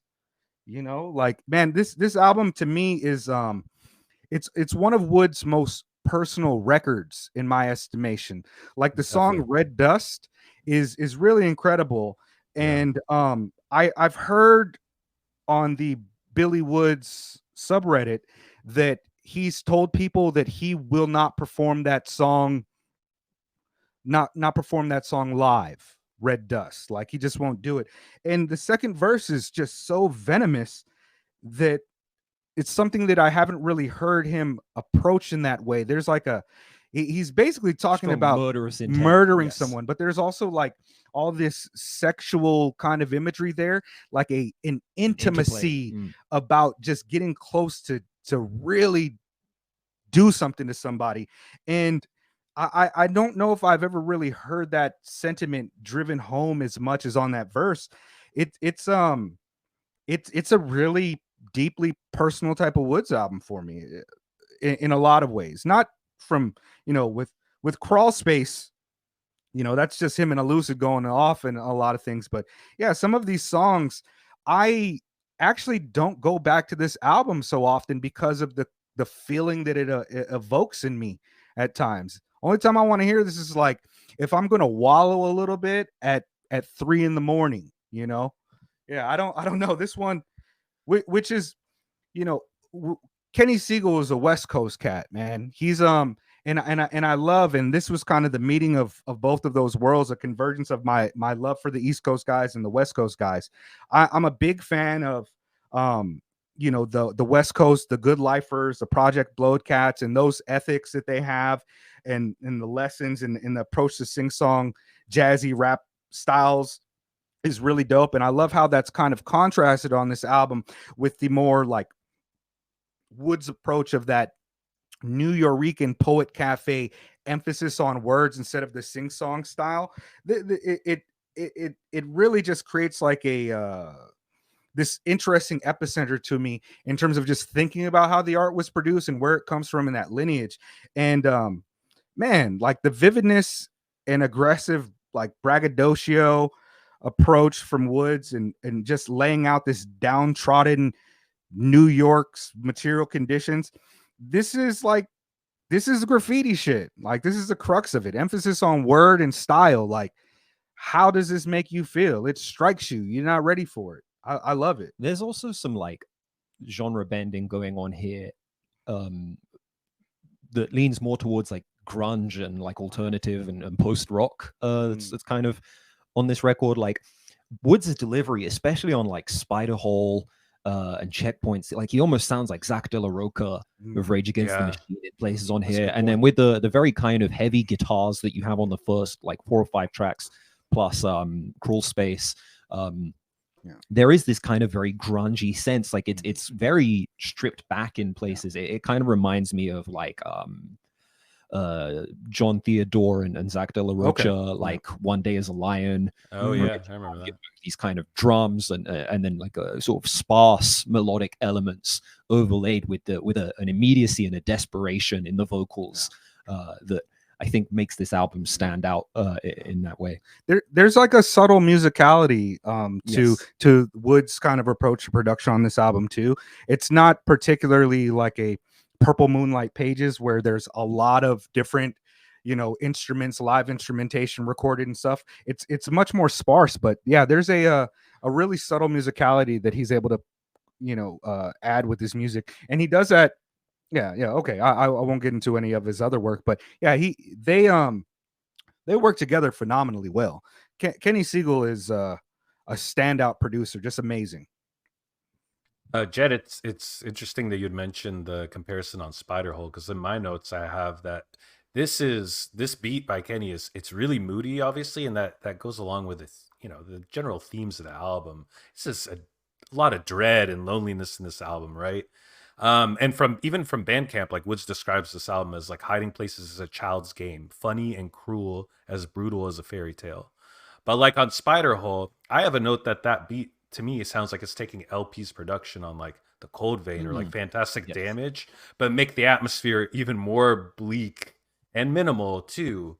And they both, LP and Kenny, have this ability to switch up moods. So then by the time the distorted guitars come in, the track all of a sudden goes from being this super moody, almost like Andy Con kind of thing, to like something that bumps like all of a sudden, right? All within the span of a song without even changing a lot of the general melodies of the track. And then the chorus is so bleak, but Woods is so funny like that. I love that line. I don't want to go see Nas with an orchestra at Carnegie Hall, which I had to check to see if that was a real thing that happened, and it was. Yeah, for the like the 25th anniversary or 30th anniversary of Illmatic, he had like a bunch of shows there, I think, and I was like, yeah, I'm good. Yeah, no disrespect to Nas, but yeah, I'm good. Yeah, also sorry, go ahead. Oh no. I'll quickly highlight just how evocative the title Hiding Places is. I think it's such a perfect encapsulation of so many of the ideas on this album, whether that is, the physical hiding space that you see in the, like you said, the children's game, right? Hide and seek, this kind of very elusive meaning that are hidden behind layers of obscurity on the record. Also just the kind of the fear and the terror that is present throughout this record, and we'll talk about terror management very shortly, but this kind of back and forth of both being this kind of hunter and hunted entity throughout the album, and the front cover, of course, the sort of ruined, abandoned house that is also kind of evocative of plunging into these sort of unfamiliar depths that can be outright terrifying at times. If I could say just one more thing about the that West Coast connection to the Good Lifers and Project Blodians. This album also features Self Jupiter from Freestyle Fellowship, who is one of the great jazzmen rappers of all hip hop history. And I love that on, even from the production touches and those type of callbacks that he has about, listening to Mega Graffiti, or he's so for probably his entire life so deeply entrenched in hip hop culture that to have somebody like Self Jupiter on an album, to me, just kind of speaks to how he bridges his modern day work to a lineage of these radical artists. And man, you know Self Jupiter hasn't really put out much profound work over the last 2 decades, nor has really the Fellowship, especially to the caliber of respect that Woods is getting. But man, if somebody didn't know Self Jupiter and came into this, it's like, man, like it's a pretty good starting point to familiarize yourself with the approach that Jupiter has. Just really great artists. Yeah, it could be the Kenny Siegel connection there, right? Yeah. Kenny did so the flies don't come, Purple Moonlight Hmm. Pages. I like what you were saying, Mega, about how obviously Kenny's gonna approach an album like Purple Moonlight Pages like in in in order to cater to what Rory does so well, which is that sing-songy, bouncy, jazzy like approach. And obviously this is something very different. Um, the last thing I'll say is about like the thematics of this that Joe was talking about. Like, there's a lot of references to the spectacle of like survival in like especially poor working class like black neighborhoods, and then there's all this imagery of U.S. military campaigns in the Middle East and Africa, and I think it just comes back to this idea that you can distract yourself with Western comforts to like hide away from the horrors that might be happening in your city or these cities that he's talking about, Tora Bora and everything, like halfway around the world too. So it's really that like that concept of like the wars we wage abroad like come boomerang back home and like in like different ways affect the culture, affect our sense of empathy, our and all that shit. So yeah, super deep album. It's funny that this is one of Woods' most, it's not funny, this is one of Woods' most celebrated albums. Yeah, I think you're right, like this is very listenable album despite the moodiness, but the themes are fucking bleak like on this one. Like Yeah. it's couched in a lot of paranoia and like personal sort of like, oh, this is almost Woods like losing it a little bit or something, This and the next album, Terror Management, is where I started to think of Woods like, as a music listener, you got albums you love, you listen to songs on repeat, you listen to every day, you go back to them quite often. This and Terror Management, I started thinking of Woods' work in kind of the same way that I do great cinema. Like, as much as I love, Primer or The Godfather or some of these great films, sometimes I just don't go back to them until it's time for me to like sit down and fully ingest them again, fully experience them again. And these are two albums where this one more than Terror Management, I don't come back to songs on this album unless I'm going to listen to the entire project for this one. Mm-hmm. This is a this is like a movie for me. This one, and I don't know why I feel that way, but 3 a.m. movie. Yeah, I don't know why I feel that way, but yeah, this one I would not have picked this if given the chance again. It frightens me a little bit. It makes me feel away a little bit. Yeah, this one's right. It's a dark album. Well, let's get into Terror Management. This album just came out just a few months after Hiding Places, so we got the whole producer family on this one almost. Preservation, Blockhead, Willie Green, Messiah, Small Pro, Elucid, Child Actors, Steel Tip Dove, Uncommon NASA, Jeff Markey, and Shape. So I mean, that's like a producer for every track, pretty much. Yeah. And lots of features. You got Makami, Fielded, Pink Sifu, maybe his first appearance on a Woods album. Perhaps. Akai Solo, Lauren Kelly Benson, or Loren, and the Funds all make guest appearances. I don't know. How do y'all get on with this album? This one is not talked about that much in the canon. I think it needs a little more love. I have a few songs that I really do enjoy on this. I think Winhoek with Mock. Is that how you pronounce it? I guess Windhoek. Windhoek. Windhoek. I always think of Hoek as like, because Ren and Stimpy. Ren's last name is Ren Hoek, I think. So whenever I see it spelled like that, I think Windhoek.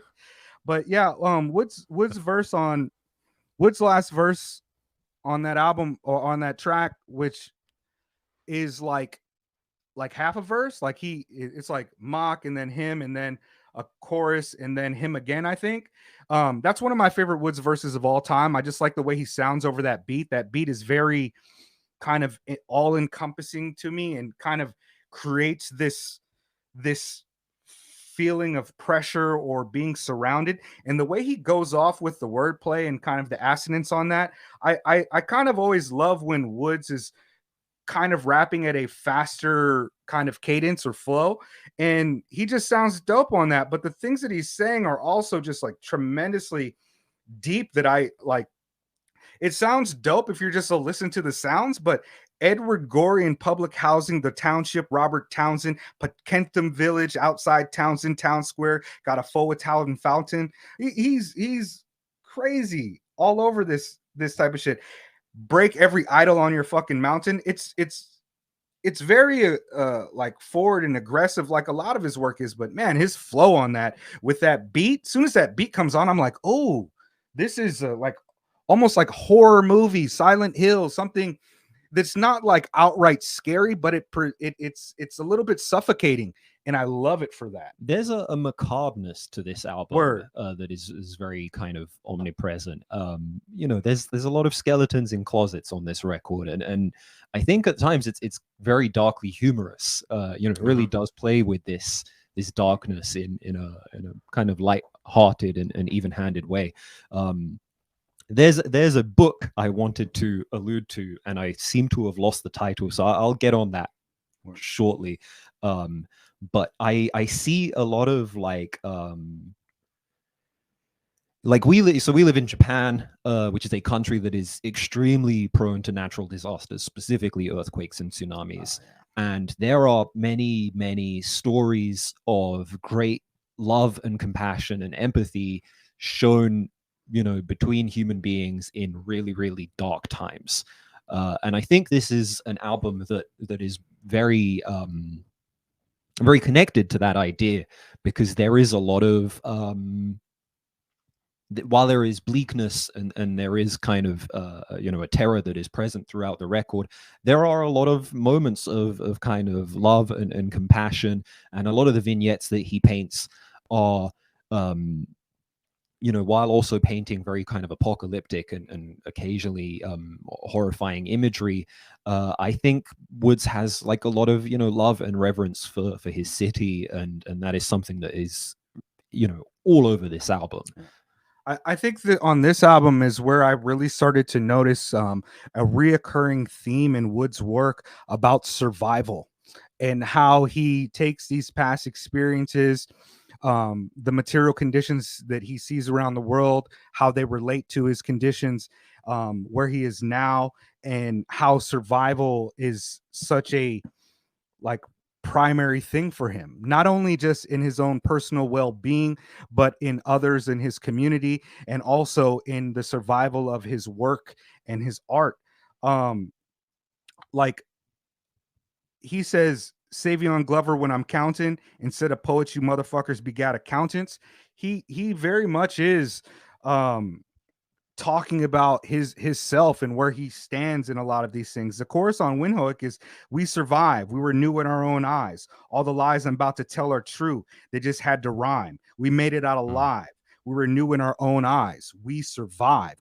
And Windhoek is the capital of Nambia, right? Which is under the control of South Africa for a long time, and like Woods really starts to put that type of stuff out on Dead Birds, produced by Willie Green. He has this line where he says, bread cast on the water came back poison, film line the pot you boil water in, spoiled meat dipped in bleach, old oil drums and snake coiled in. Now bread cast on the water come back to poison, that's a James Baldwin quote. People who treat other people less than must not be surprised when the bread they cast to the water comes back poisoned. And he's on Dead Birds, he's talking about all these issues, but you know, he is also talking about like having a respirator mask, like and trying to survive. I don't go back to this album too much often either because it's so damn powerful to me. Like, I'll quickly use this opportunity to plug the book I mentioned earlier, A Paradise Built in Hell, The Extraordinary Communities That Arise in Disaster by Rebecca Solnit. That was kind of the thing that came to mind on listening to this record for me. These stories or the investigation of moments of altruism, resourcefulness, and generosity in these very extreme situations, and just the amount of work that goes into simply surviving under this kind of apocalyptic era that this album is kind of calling into focus. Piggybacking off of what you're saying thematically, Jet, from Bandcamp, so this is like the official backwoods description of this album. It says this album is about snatching one's humanity from the fires that rage all about us. So certainly there. Also, cover of the album is like, it looks like a large like snow sheet as well. So there's certainly some kind of like impending like climate related or just environmental large scale type catastrophic like themes like that we're all getting here. But again, this is another one of those like vignettes albums. Like most tracks here, 2 minutes, 3 minutes, or so, kind of like in and out as well. And again, the proximity to when it was released in Hiding Places doesn't mean it was like these songs were developed at the same time or anything like that. I just don't know. I don't have that behind that curtain like kind of idea, but potentially there's a decent chance that they were written in the same time span. Yeah. My last thing that I have to say about the album is that song number 11, Bird Song by Messiah Music, produced by Messiah Music and Blockhead, which I think Blockhead produces the beat change in the last half of it. It sounds like some Blockhead shit. That beat is so amazing and wild, and just the kind of refrain, do you have any spare change? He told them they could be God. He told them they could beat God. Yeah, Woods is able, like, he's the vignette king. He's able to encapsulate these large, like, expansive ideas and coalesce all of these disparate things into a single kind of feeling and emotion over a beat. It's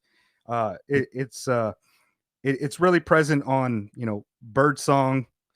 That quote you Dead gave Birds also relates to terror management theory, which is where this album title comes from, which is a field in like social and evolutionary psychology, about the kind of conflict that we have between, and I've pulled up the Wikipedia page because this one's like not something I'm super well read up on, but the conflict between your self-preservation instinct and also the truth and the basic understanding that death is like an inevitable thing, and that we manage it through escapism and our cultural beliefs. So this idea of beating God, right? The idea that humankind has always sought out sort of immortality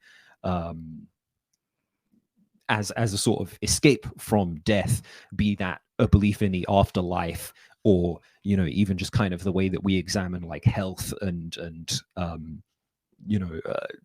reincarnation and things like that. And that's also kind of a theme that's omnipresent throughout this record. Yeah, I'm not well read on terror management theory whatsoever, but that's an interesting way to tie it together. See, man, the density of these albums, I don't even know where to begin on half of them. I learn something new every time I listen to them. Terror management theory is also a very new theory. This was something that was codified in 2015. So only, 5 years before this album came out. So I think this is probably something that Woods was reading about, very much directly in the lead to the creation of this record. I wonder if it relates like disaster capitalism as well. Like that's relatively new theory, despite it being it's something we could have foresaw a long time ago. I think a lot of people did. Shout out to Karl Marx. Yeah, true. Of course. There are warnings out there. Some 19th century German intellectuals might have written a few things about it. Yeah. There might have been just a little bit of propaganda against those the trains of thought. The other track I really love on here is Marlowe, which is a reference to two different Marlowes. The Wire for Wireheads, the Wire character Marlowe Stanfield, who is like a really sociopathic like drug kingpin. And the chorus on the track is "World getting warmer, we going the other way," and it is a direct quote to a conversation between two of the characters who are beefing with Marlowe's crew and have had a lot of their friends killed by him, and they're kind of commenting on how the game has gotten like even more vicious since they've been in it, right? Who's that? Bodie and Poot? It's Bodie and Poot, yeah. Okay. Yeah, it's great. And then the second Marlowe is Charles Marlowe. I didn't have to look this up. Protagonist of the novel Heart of Darkness, which I've never read, but I know it has to do with colonialism and like the African interior, and kind of like what it reaps onto the colonized, as well as like the toxic ideologies that it brings like back onto like a colonizer population. But there's some lines here that I never noticed them in the track until I went back and listened. Like this to me is like reading fucking Cormac McCarthy or something. It's crazy. Yeah. Colors fade and bleed a carousel of gray. New Year's Day in Maine, weep for a working vein. Wondering the nerve it take to lay under lurchin' waves. Leaping in praise, spittle sprays. The preacher overstays the pulpit. We should have stayed in caves wailing at the sepulchres. The hunted draws vultures, a sea of mea culpas. I'm just like, high ass poetry right there. Like, I don't want to so powerful. I don't want to go too deep into Joseph Conrad and Heart of Darkness, but I do also see like a lot of the ideas that it explored in those books, in that book, present in this album. Obviously, you know, at the core of the colonialism in Heart of Darkness is, you know, the proposal that the quote unquote civilized and uncivilized worlds are not all that different. And while, like, for example, Chinua Achebe, who is going to show up in Woods' work later, the writer of Things Fall Apart, most notably, described Conrad as a thoroughgoing racist. And certainly, like, Conrad had some extremely questionable depictions of black people and, you know, these sort of uncivilized, quote unquote, savages that we can get into all of that, but like the final and most sort of iconic quotation, the final line of the book is the character of Kurtz saying the horror. Yeah. Which, yeah. Right there, that's where that comes from? Yes. Ah, no idea. Yeah, you know what I mean? Like, I didn't know that either, but I'm like, I got smarter today. That's good. And I didn't even start reading yet. Yeah. Western Education is Forbidden is also a great track. Oh, yeah. And I didn't know that's what Boko Haram literally translates to. Yeah. Found that gangster. I mean, that's a gangster ass name. Yeah. Gangster ass reference. The Secret House is not endorsed the Boko Haram. Yeah, but of course it's not. Yeah. But leave it to Woods to bring in some nasty shit like that. Yeah. He's just not afraid to make all kinds of just the sheer amount of 9/11 references he makes. Too. Yeah, he's great at recontextualizing things. Yeah, and a little bit of like shock value, but not in a stupid way. It's always got meaning, but like, yeah, part of it is the shock too. I appreciate that. Yeah. Anything else on terror management before we move on? No, not for me. We have like 45 minutes until 1 p.m. and we are 4 albums in. So yeah, quite happy to. Well, we got like I mean, yeah. I can get us started on shrines. Yeah, would we like to go to shrines? Yeah, we can breeze through. We can breeze through the rest. Kind of pick up the pace. That's no problem. Okay. We can also chop it in half, like whatever you guys want to do. If you'd rather just like get it out, we could do that too. I've got an hour and 15 minutes before I gotta even start thinking about moving. So all right, yeah, okay. So Shrines, that's on me. It is a 2020 album from Armand Hammer, 14 songs, 43 minutes, features Earl Sweatshirt, Kea, Akai Solo, Curly Castro, No Such from New Kingdom. It's got Rory Rap Ferrer on it, More Mother, Quelle Chris, and Filled It. Now, this, and you mentioned Cormac McCarthy earlier, and I've got something to say about that on this album as well. But this is, I was happy when this came out because those last two Woods albums were very dire for me, and I wanted something a little bit upbeat, so to speak. But this is where I really feel the Armand Hammer project hits its kind of apex mountain. I feel like the other album showed how to do it perfectly, and this album just kind of refines the approach and turns it up a significant degree. I think the sound palette, the verses, are incredible, and even the cover alone are just, that cover is so amazing. Like, I want that cover to be my aura. I want it to be on a green screen behind me every day when I walk into a room. Like, and it's just a simple shot of this story, I think in Harlem, where a man was housing a tiger illegally, and there was some problems. The police had to come and get it out, and so you have a photograph that they just used for the cover of a police on some type of repelling harness at the window with a kind of lunging tiger. And to me, that cover kind of exemplifies Armand Hammer's approach. Like, they are the New Yorkers, they are the Tigers. Fuck the police.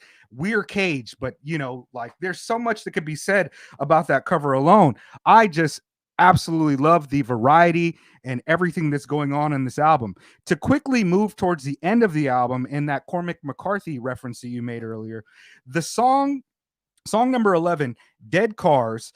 Wood's second verse on Dead Cars is so vivid and full of this post kind of apocalyptic wasteland of the modern day world. It's like a Cormac McCarthy paragraph, filtered through the lens of Billy Woods, this black New Yorker. And also my other favorite MC in the world is Roy Rap Ferreira, and he does a great job with his verse too. But that I could just read it a little bit here.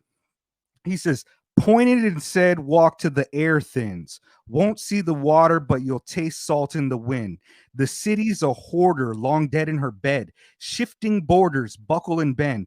All the president's men suckled at the crack shell. Wild raccoons, empty lots where they used to be crack cells, now quiet as tombs, except when the rats squeal. Cats wail in heat. I circle back east, beg the beggars forgiveness, got the correct directions in gibberish. It paints such a, like, the city's a hoarder, long dead in her bed. Shifting borders, buckle and bend. The president's men sucked from the cracked shell.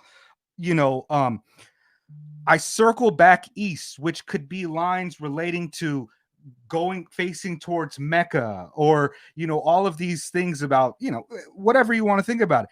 Beg the beggars forgiveness, got the correct directions in gibberish. Like, he has the answer, but did it make sense? He had to put it together. It's just so vivid that when I heard it, I was immediately transported somewhere else.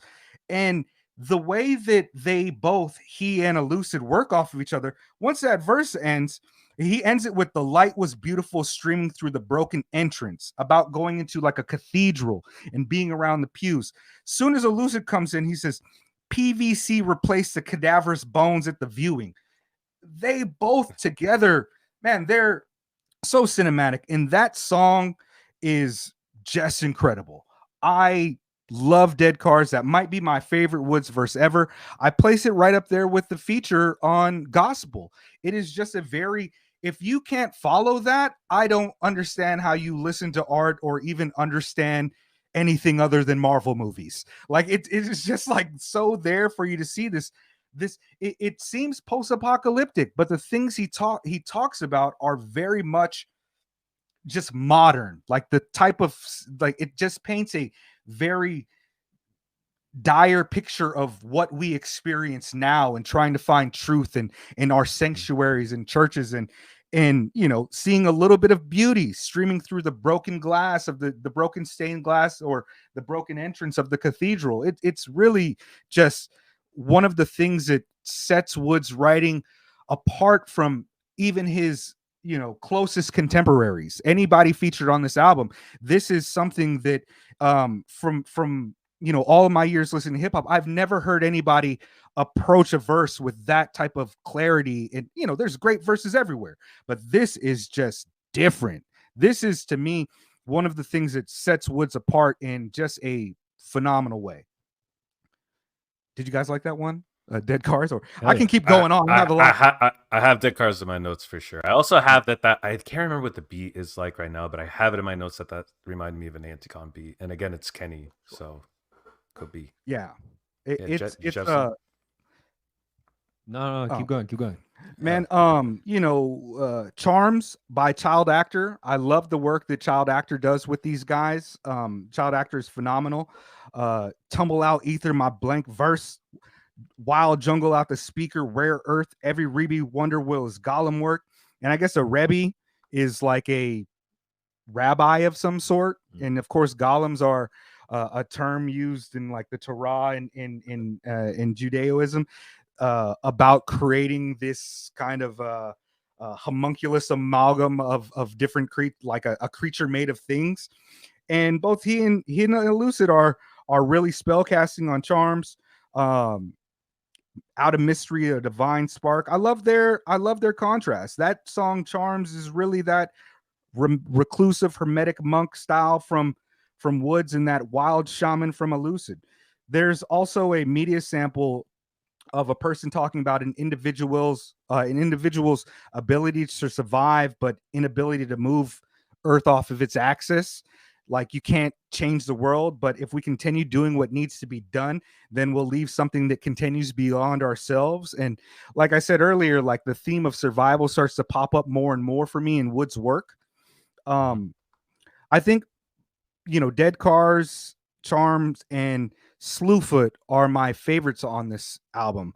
Slewfoot, that beat is so nuts to me, and it's produced by a person named Simon and also Andrew Broder, who is of the indie band Fog, which was Anticon. A part of the early Anticon history. He did Jaime's Basement with Yoni with Y, and this shit is so like industrial sounding, but to me it kind of sounds like Frank Wilderson III's Afro pessimism sleep paralysis demon. It's just really dark, dusty, and the shouts of like, I don't know what they're saying. It's like, Big Ed, but they're so sharp, and just that beat is crazy. And Woods is like all black, everything, shapes abstract, after the block, shards of light, knife sharp, lit up the night, rushed to the dark. He's like, most young kings get their heads chopped. Colin Powell, we had to get you dirty. Colin Kaepernick on the jersey.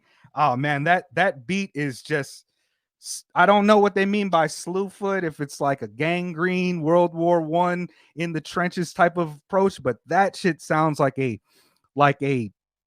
chain gang of your destruction. Like, I don't know. It is amazing. I love that beat. Shout out to Andrew Broder. He's so dope still.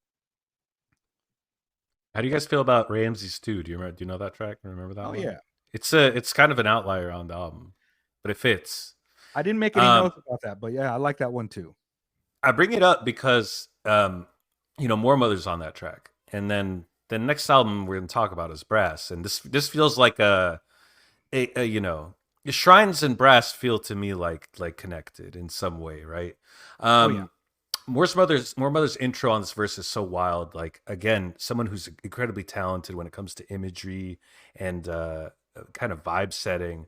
What an artist! He grabs your attention right from the beginning with that like piano-led beat. Earl's got a short but incredible verse on this too, and then the beat switch that Elucid takes the song off onto is really beautiful.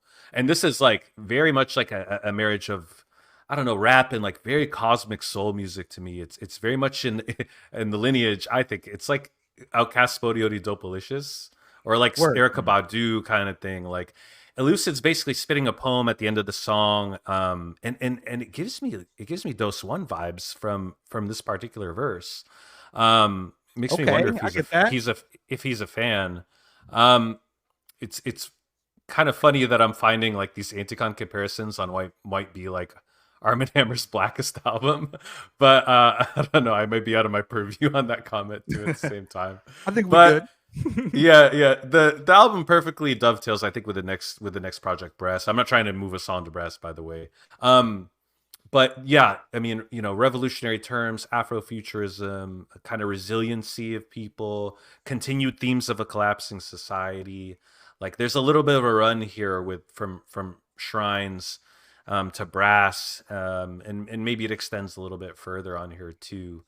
But yeah, I love this record. Crazy album, and certainly like a big change in mood from Armand Hammer. Yeah, it might be my favorite Armand Hammer album, but it could change on a Wednesday. Like, yeah, this one is just really good front to back for me. As I said, I think this one is where I think at this point with this album, everything that comes after, there's like I can have the argument for like that's my favorite album by them. That's my favorite album. Like Aethiopes comes out, this is my favorite Woods album. Like this is where I think that the work just gets like to that 10 out of 10 arbitrary rating level though. Yeah. It's good. It's a much more spacious album in terms of the production too.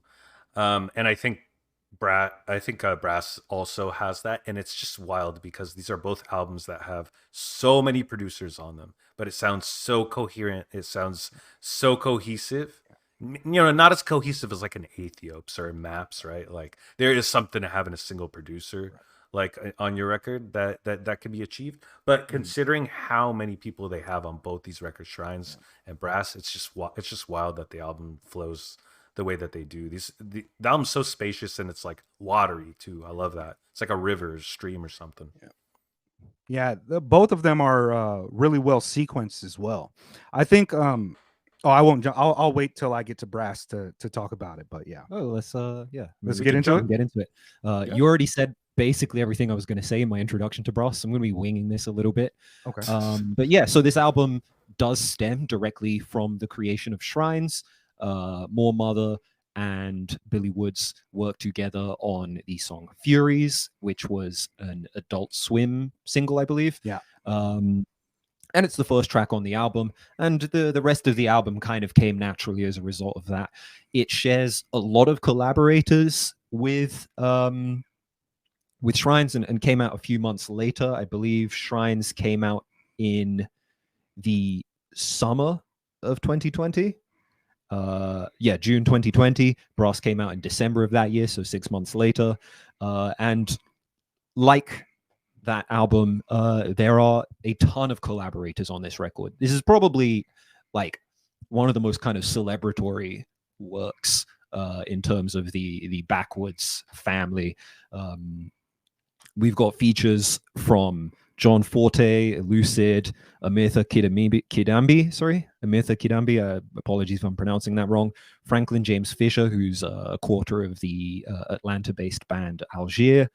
Mark Homme, Imani Robinson, Wolf Weston of New York quartet St. Mela, Navy Blue, Fielded are all on there. And then production by Alchemist, Preservation, Olaf Melander, Child Actor, Navy Blue, Messiah Music, Steel Tip Dove, who also engineered and mastered the album, Willie Green, and More Mother herself. And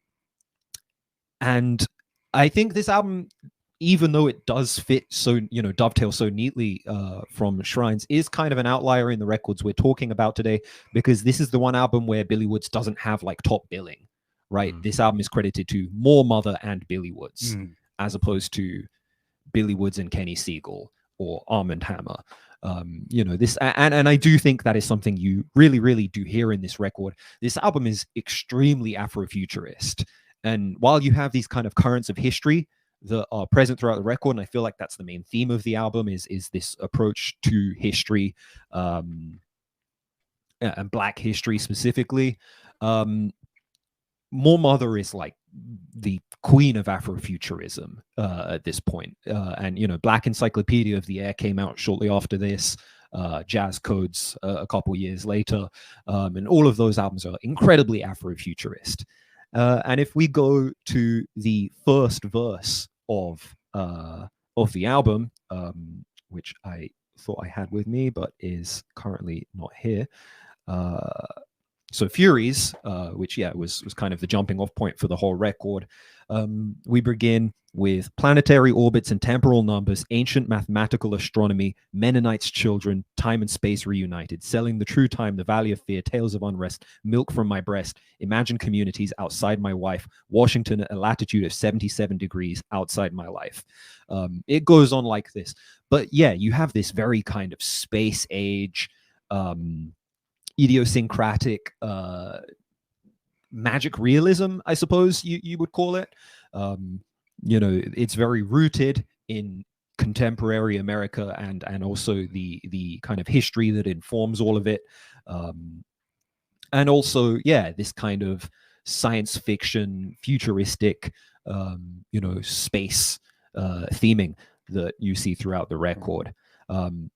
There's also like a degree of like pop culture humorousness to it. Billy Woods on his first verse describes himself as Madame Bovary with the good hair, where you have this kind of, these allusions to like infidelity present throughout the whole thing. Madame Bovary being, a famous French novel about this adulteress who, kind of passes through many lovers throughout her long and storied life. And then with the good hair being an allusion to, I don't know specifically what song, but it's a Beyonce reference. It's a Becky with the good hair. Becky with the good hair, which I think was on Lemonade, and was an allusion to, Jay-Z's cheating, his infidelity. So Woods describing himself as Madame Bovary with the good hair is, this figure who's perhaps not a romantic, but certainly kind of surrounded by different lovers. Only Woods could say that. Only Woods could say that. Only Woods would think to say that.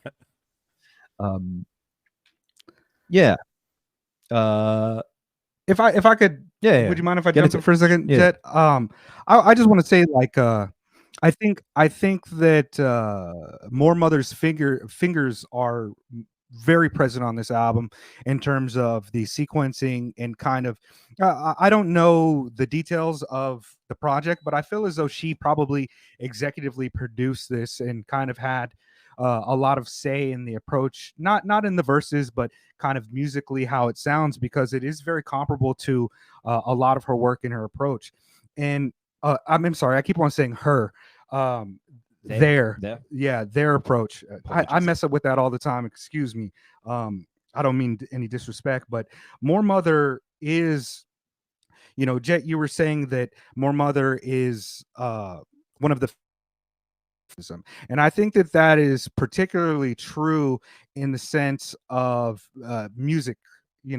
Definitely musically, and I am a big fan of Afrofuturism. I don't know if I'd necessarily tie myself to it as saying I'm an Afrofuturism, but I appreciate it for a lot of reasons. I feel like it's a wonderful lens into contemporary Black radical artists, and I feel it's the antithesis to that trans historical Afro pessimism that is kind of pervasive in a lot of liberal talking points. Afrofuturism is supposed to subvert historical narratives, your trans-historical being, and also shape alternative trajectories. It is a kind of callous disregard for contemporary values, popular culture, and allows for new spontaneous orders to emerge. A lot of the liberal interpretations you see of Afrofuturism see it as more of a Black sci-fi alternative, like historical revisionism, that in an anti-racist type of way ties to take Black people and center them in narratives or imagine worlds like some 1940s retro Black sci-fi. But I think More Mother's approach, especially as she's aware of the sharper colonial and capitalist aspects of how time and language have come to be constructed throughout society, I think that this comes across in her music in a very fundamental way. She is trying to change sound values, trying to change the way we think of time signatures, trying to call back on historical narratives and reshape them and paint them in different lives, trying to remind people of this ever-present blackness in herself that is a mother to the created world. And they also project into a future where they're not as constrained by a lot of these things that we are subjected to now, be they through imperialism, capitalism, or colonialism. And I love the way that they have a strong center on history of this album, on the song Maroons, right? Which that is, for people who don't know, that is half of my genetic lineage. I am also a maroon. Yeah, word. My father is, born as a black Seminole on a Seminole reservation, and Wood starts that very verse off with lines about the Trelawney Moors who tried to escape to Nova Scotia and died in the snow. And Moor Mothers, she doesn't necessarily go into it from that approach, but she's like, Washington head looking at me, you out of gas. But what about the rivers of oil? And these type of kind of imaginary things, like a river of oil doesn't necessarily exist on our topography, but it's more or less like an idea of where the blood of this society comes from. Amani Robinson, shout out, she might be a cousin. She's a Robinson. I don't know where we got the name from, but she says on the bridge, it's a race, the longest race that's ever been known. Skull and bones, chaos and tone. It's like a story that twists and turns on Black people's long march towards escaping.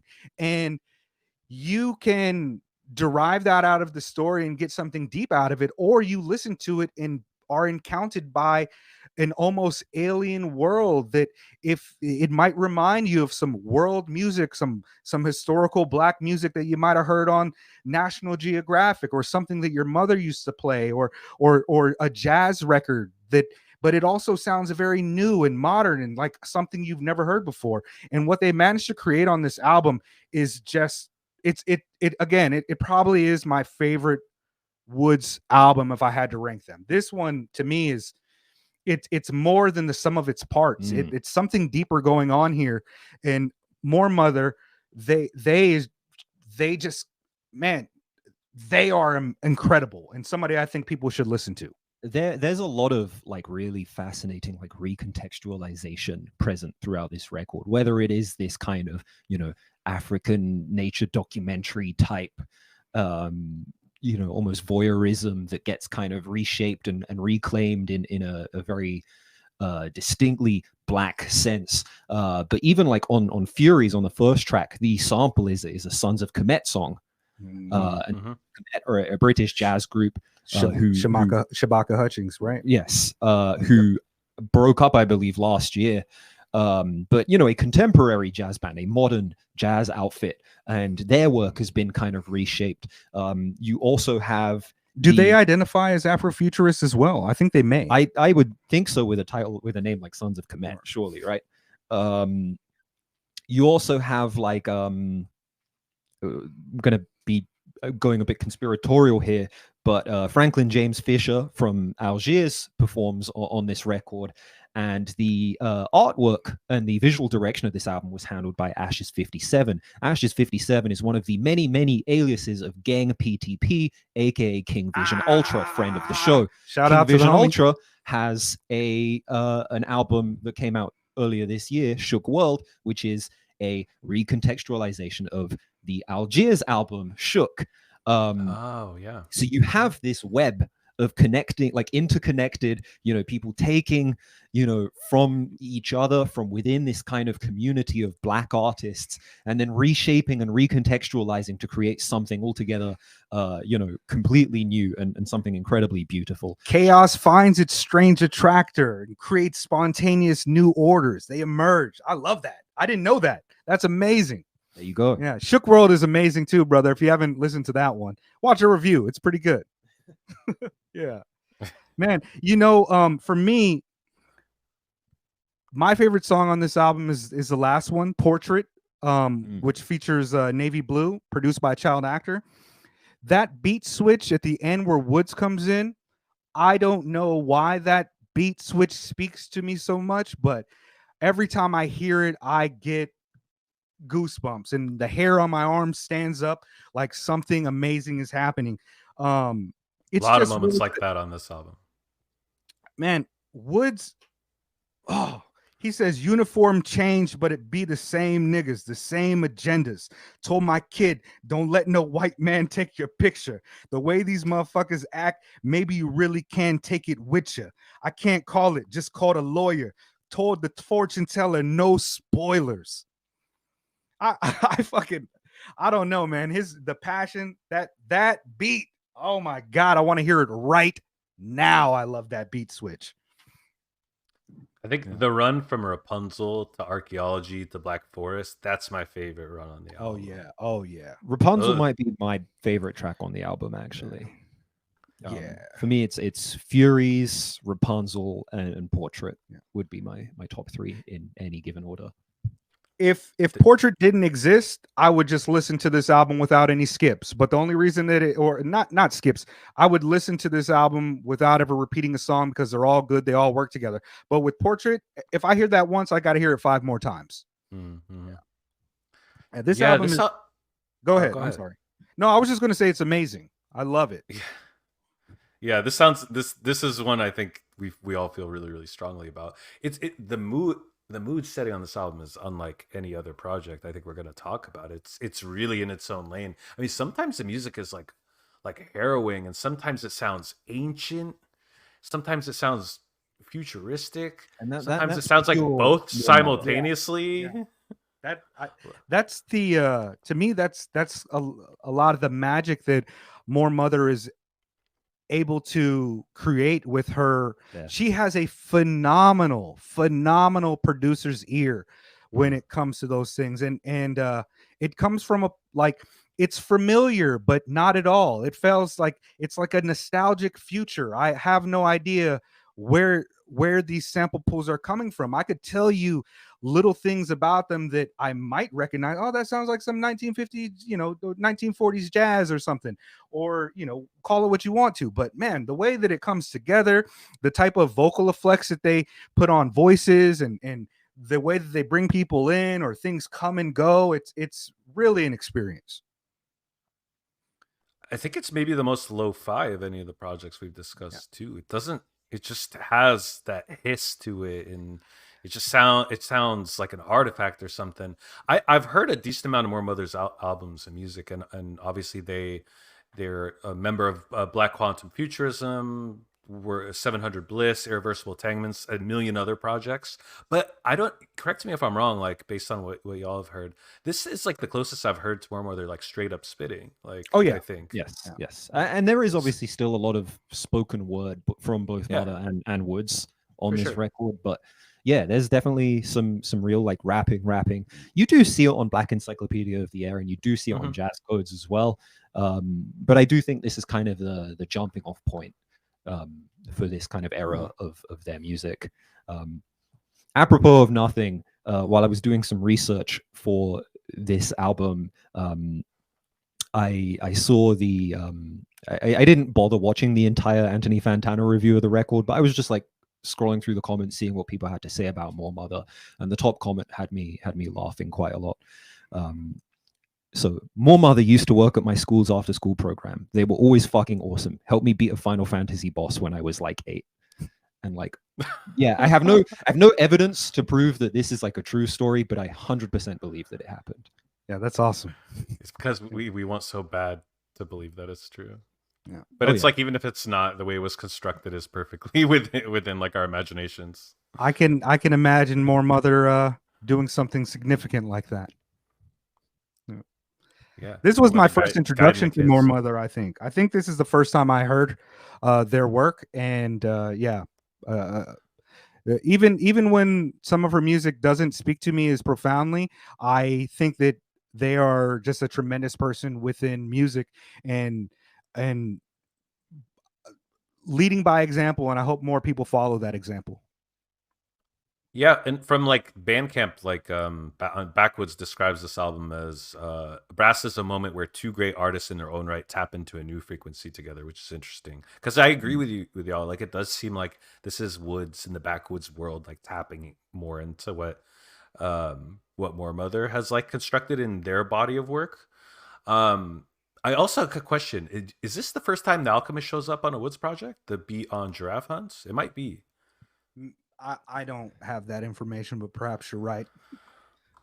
I thought so. I don't think there's anything on shrines. But anyway, this could Um, also be like the correct, yeah. alchemist intro might happen here. You know. I wouldn't be surprised if there's like a track from another project that Alchemist produced that Woods perhaps was featured on, but yeah, I don't have that I think information. Earl had something to do with them getting together. Pretty Okay. sure. That makes That a would lot make of sense, sense. Yeah. Anything else on brass? Y'all want to move to Haram? To Haram. So Haram is incredibly dense, and I'm a little bit at a loss with where to start on this record. I guess I'll start with just the sort of surface trappings, the cover and the title. Obviously, Haram is like the forbidden. I don't have a literal translation. I think that's accurate. That's right. I speak Arabic. Haram. It means forbidden in Arabic, and especially in an Islamic context. Right, in an Islamic context, specifically refers to the things that are forbidden under the faith. And the cover of the album is these two slaughtered pigs' heads put next together. Obviously, pork is haram. In I love that. Islam, and the title is so evocative of just not only what is not permitted under like a religious doctrine, but also this idea of the forbidden knowledge, the idea of things that are beneath the surface. And this album is so full of these kind of vignettes of very kind of dark and often like dangerous places. And these different forms of oppression that kind of are extremely sort of prescient to all of Woods's work, whether that's capitalism or state surveillance or the algorithm always kind of being the systems of power that kind of are present in all of our lives. Lyrically very, very dense on both Woods and Elucid's parts, and I do personally feel that although it's probably not my favorite Armand Hammer, it is kind of the most complete vision as an album, as opposed to the kind of separate stylings of Woods and Elucid. These two are so in key with each other on this record, the way that they go back and forth. There's like a very strong like theoretical critique at play here, a lot of kind of cultural critique taking place here. Actively sets itself out to differentiate itself from kind of more neoliberal conscious quote unquote rap, with allusions to Kendrick Lamar's To Pimp a Butterfly present on the record as a sort of opposite point, as it were. I'm trying to where do you want to go with this? I first off, that album cover is tremendous. Coupled with the title, I know that there was a bit of controversy around that. PETA, I guess, got involved, and Alchemist made the decision to change the album cover as to not let the controversy overshadow the actual art of the music. And so I don't really give a damn about PETA and that album cover. I rock with the original Alchemist. I rock with the original. I agreed. It was a very distinct attempt on their part just to be like, oh, like meat on the cover, gross, like, oh, we're gonna be critical of this, while not actually reading into the record whatsoever. One, like, I don't think this album makes this cover makes pork seem very appealing. You stare at that cover for 5 minutes, you're not going to want a hot dog immediately after, right? It's hideous. That's different than going to a butcher shop and looking at different cuts of meat. What do you think, this thing didn't have a head before it came like into the case? Like, there is an alternate cover, right? Yeah, as well, with which does just depict like the inside of a butcher shop and meat being cut, and it's also a great cover. But I do think that the pigs. I would say the same thing that Wood says on his verse in Black Sunlight to PETA. Is it performative or praxis? Like, are you really accomplishing anything, or is this just getting the name in the headline and throwing us think about something that is ultimately superficial in your journey for animal justice and animal rights? It's I don't want that conversation to take too much away from our conversation either. But yeah, fucking album cover is great. I do love this album, and I hated our review of this album. We basically only had a few hours to listen to it and could not really do a. It came out on Friday. We decided Friday night to do it, and we recorded on Saturday. So I got about 2 listens into it, and it was our first time recording, getting to know each other's sensibilities. And with our brother DJ L Spade, who came in saying that it was word salad, I was so taken aback that I didn't really get to get my thoughts off on why I thought this album was great. I do think I agree with Jet that it feels a bit, perhaps the most cohesive sounding, while still varied to a lot of degrees. It definitely has that Alchemist touch to it, and that high quality of sample pulling and sound amalgam arrangements. And the features on this are also incredible. My personal favorites are Black Sunlight, which has some of my favorite Woods rapping. Armand Hammer, Hagler, and Hearn shorted him like Bear Stearns. It's not an aberration. This how it worked. Then he says some shit like iridescent blackness. Is it performative or praxis? Are we talking about practice? And then he's got the funny ad lib. We're talking about practice, man. And then rock the Koofy backwards. Magic Negro, Wesley Snipe taxes. This album, like the other. This album to me sounds like, all right, we're making a rap album. We're going to make a rap album with The Alchemist, and it's a rap album. The previous Armand Hammer projects kind of feel like, okay, we're going to make some Armand Hammer shit. And of course, I imagine they went and said we're going to make some Armand Hammer shit with this. But to me, it kind of felt like they're like, fuck it, we're gonna fucking rap and do different types of things to this Alchemist canvas. And I think they succeed wildly. And my other favorite track on this is probably Stone Fruit, which has a lucid singing. And that was the first time that I was like, you know what? As a fan of what would be considered bad singing, I love a bad singing artist, even when it's like genuinely trying to sing. I love a lucid on that. Shit goes hard live in a live. Yeah, it goes hard in a live setting. I saw them play right after they put this out. Yeah, that was a hit. Yeah, that joint. Like if I was there, I'd be singing all the lyrics along with them. It's that final Woods verse is like, I feel like it's a highlight in the whole canon, right? Yeah, I don't really understand exactly what's going on with that, but there's a lot of themes. It's like he's obviously with some woman, and or maybe the woman stands for something else in his life, but it's really kind of dark. The pavement gave way to a thicket of thorns where the body laid naked as the day I was born. She rocked my teeth in a necklace, gulped blood from a horn. She finished on top, howled in the crook of my neck. She dragged the bones home and built a bed. She drank rosé out the skull, but held it as gentle as my living head. I don't know what's going on, but I love it.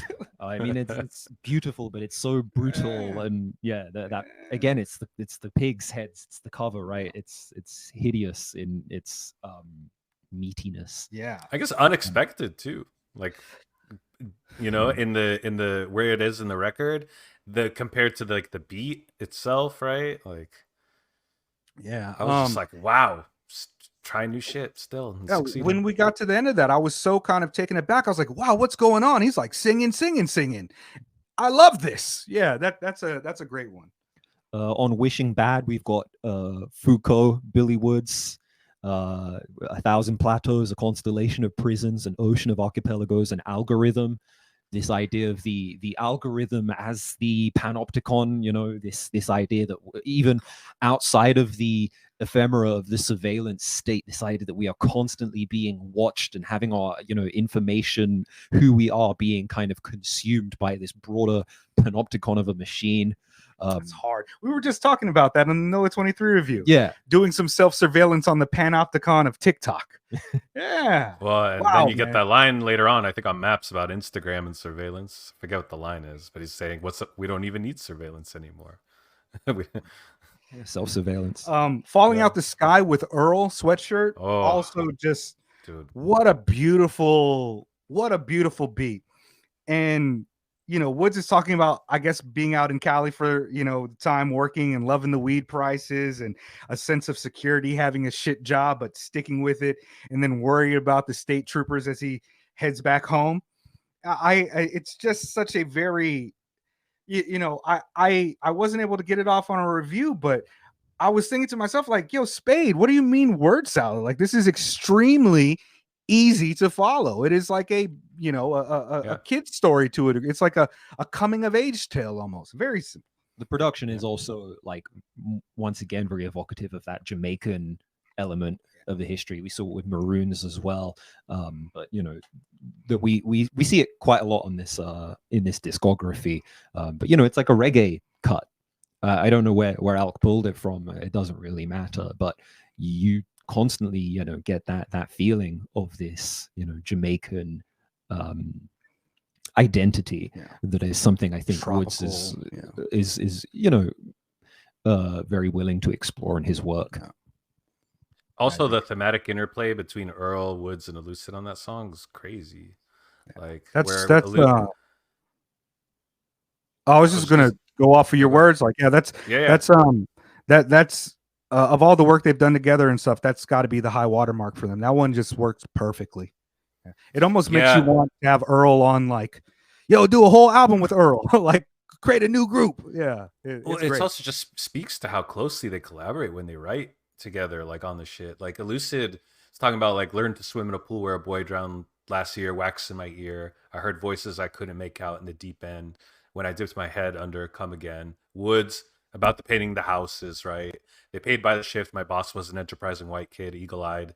Everything you did, shit gig, but I didn't quit. Survival, right? Like Earl, my father's body swollen behind my eyes. I ain't cried for him in time. The return solar, like just multi-layered.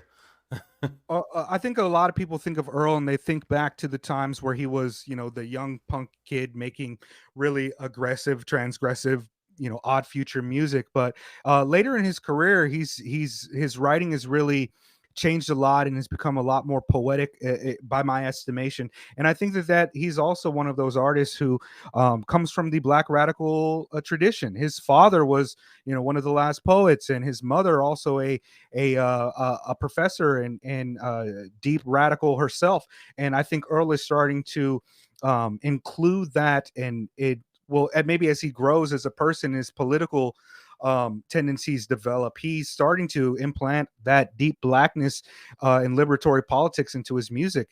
To say something like my father swollen behind my eyes, like, it's so beautiful. That's like a Toni Morrison, or you name it. It's some of the most poetic things you could say about a damaged relationship with your father, or like, I don't know. I think you can also see that reflection right between Woods and Earl, that Woods' father was a Marxist politician in Zimbabwe. Mother was a literary scholar. Earl, similarly, father was a poet. Mother was a scholar as well, I believe. There's absolutely like a kind of mirror reflection that you can see between those two artists, and it's been kind of fascinating to see.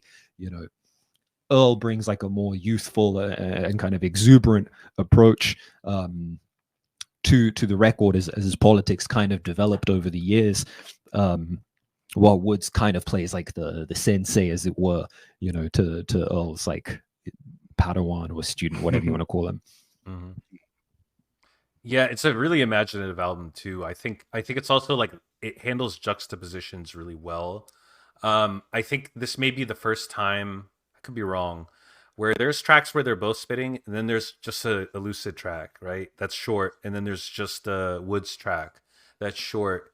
And then and then sometimes there's no hook, and then when there is a hook, I feel like it's some of their strongest hooks that they've ever done. So I don't know. There just seems to be like some balance, some intentional like balancing out that's happening there. And I think Alchemist, like he did something different than like what you expect from him too. Like, I don't know that there's anything on here like a prototypical Alchemist beat, if we were to like even assign that.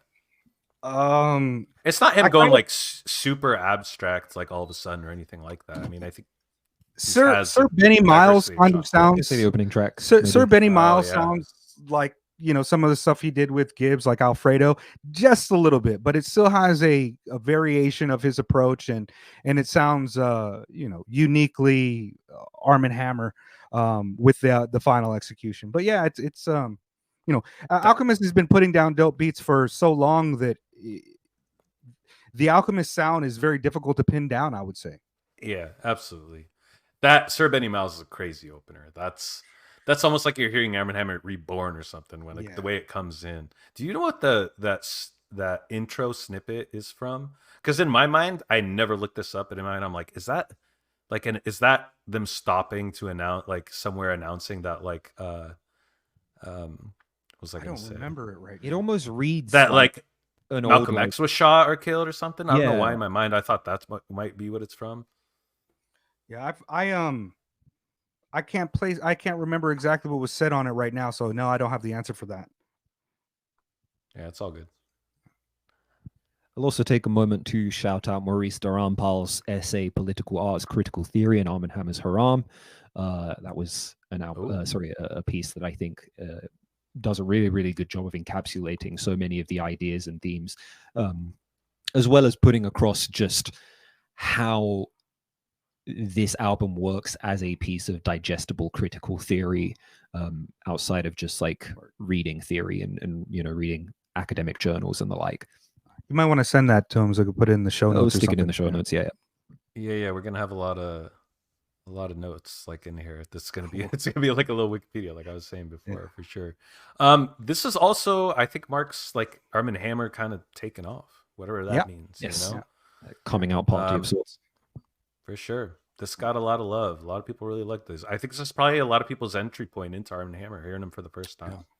I mean, you got Alchemist on there, so I'm sure. For sure. And Earl, a very popular Earl track is Earl starting to have a different type of trajectory in his career. So yeah, definitely one of my favorites. All right, we ready to move on? Yeah, I've only got about 30 minutes left, and what do we got? 3 albums? Yeah. All right. 10 each? We could do it. Yeah. And I want to talk about Aethiopes all day, but that's okay. Yeah, me too. I also hated our review of that. I hated our review of that, but yeah, Aethiopes, I think, is to be quite honest, to take a really deep dive into this album, I'd rather have 3 hours just to discuss this one by itself. This one it feels as if it's one of like the most focused and like dense albums that I've come across in the last maybe ever. And I still am trying to explore my thoughts on it and to unpackage some of the things going on. Even the production choices are just, I have, it's so amazing. I am going to have to get with Caltrops Press and read his Skeleton Key just to kind of get a little bit more understanding of what perhaps is going on, because this album, can either of you think of anything that's similar to it?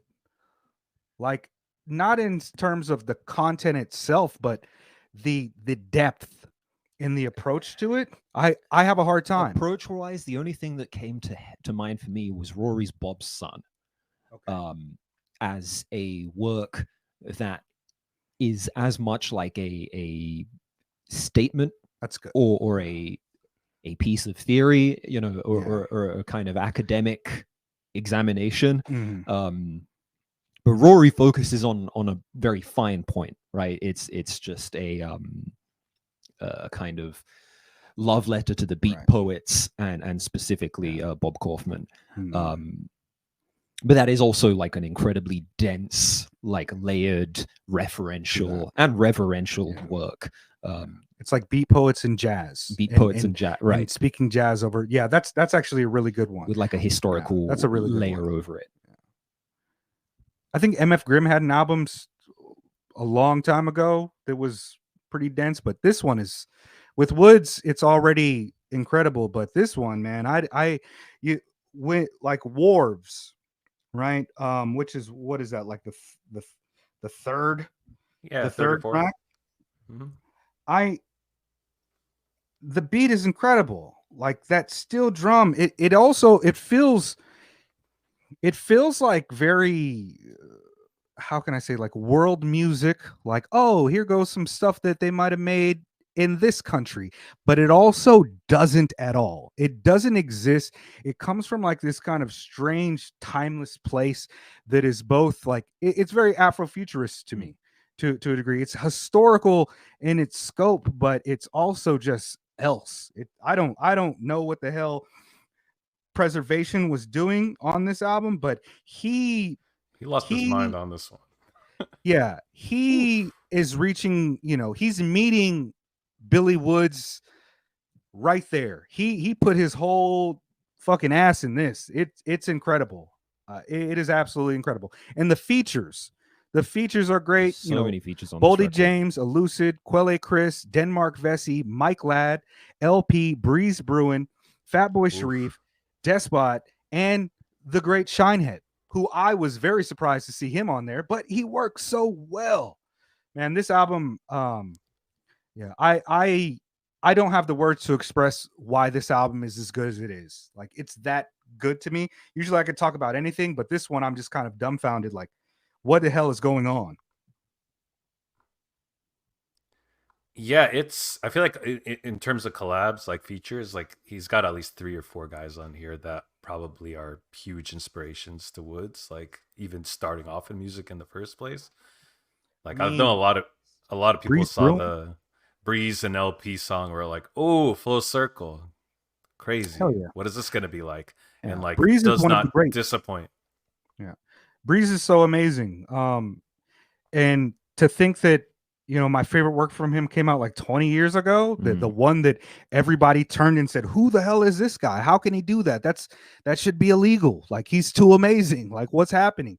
One of the great writers in hip hop. Doesn't get enough um notice, but yeah, even Despot is, we never got that solo album. What the hell's going on? Like everything on this album just coalesces into it.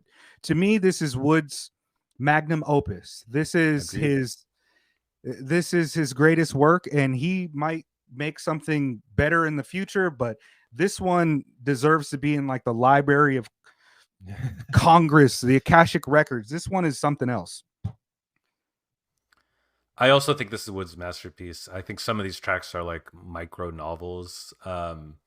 The preservation, I mean, deserves so much like praise for this one. I mean, you hear Ethiopian jazz in the beats, of course. Then you have like minimalism, old blues and jazz, just shit I would never expect to ever hear work on a beat. It's almost like there's just some ghosts of Def Jux like running through this, but like filtered through a lo-fi, like sepia toned kind of like lens. And I don't know if that's intentional or I'm just like trying to tie things together in a bow. Um, No, I agree with you. I don't know, It does the have a boom bap sense of stuff on feel. here, like it takes grittiness to a whole nother level. It's like East Coast grimy shit, but transported to like a remote part of the world from like a Yeah. completely different era than the one we're living on. So I just want to call out that marriage of It's an album production that to transcends space and time Yeah. in so many ways, even down to the Rembrandt painting on the cover. Um, like the actual painting itself, Two Moors by Rembrandt, um, is not in good condition.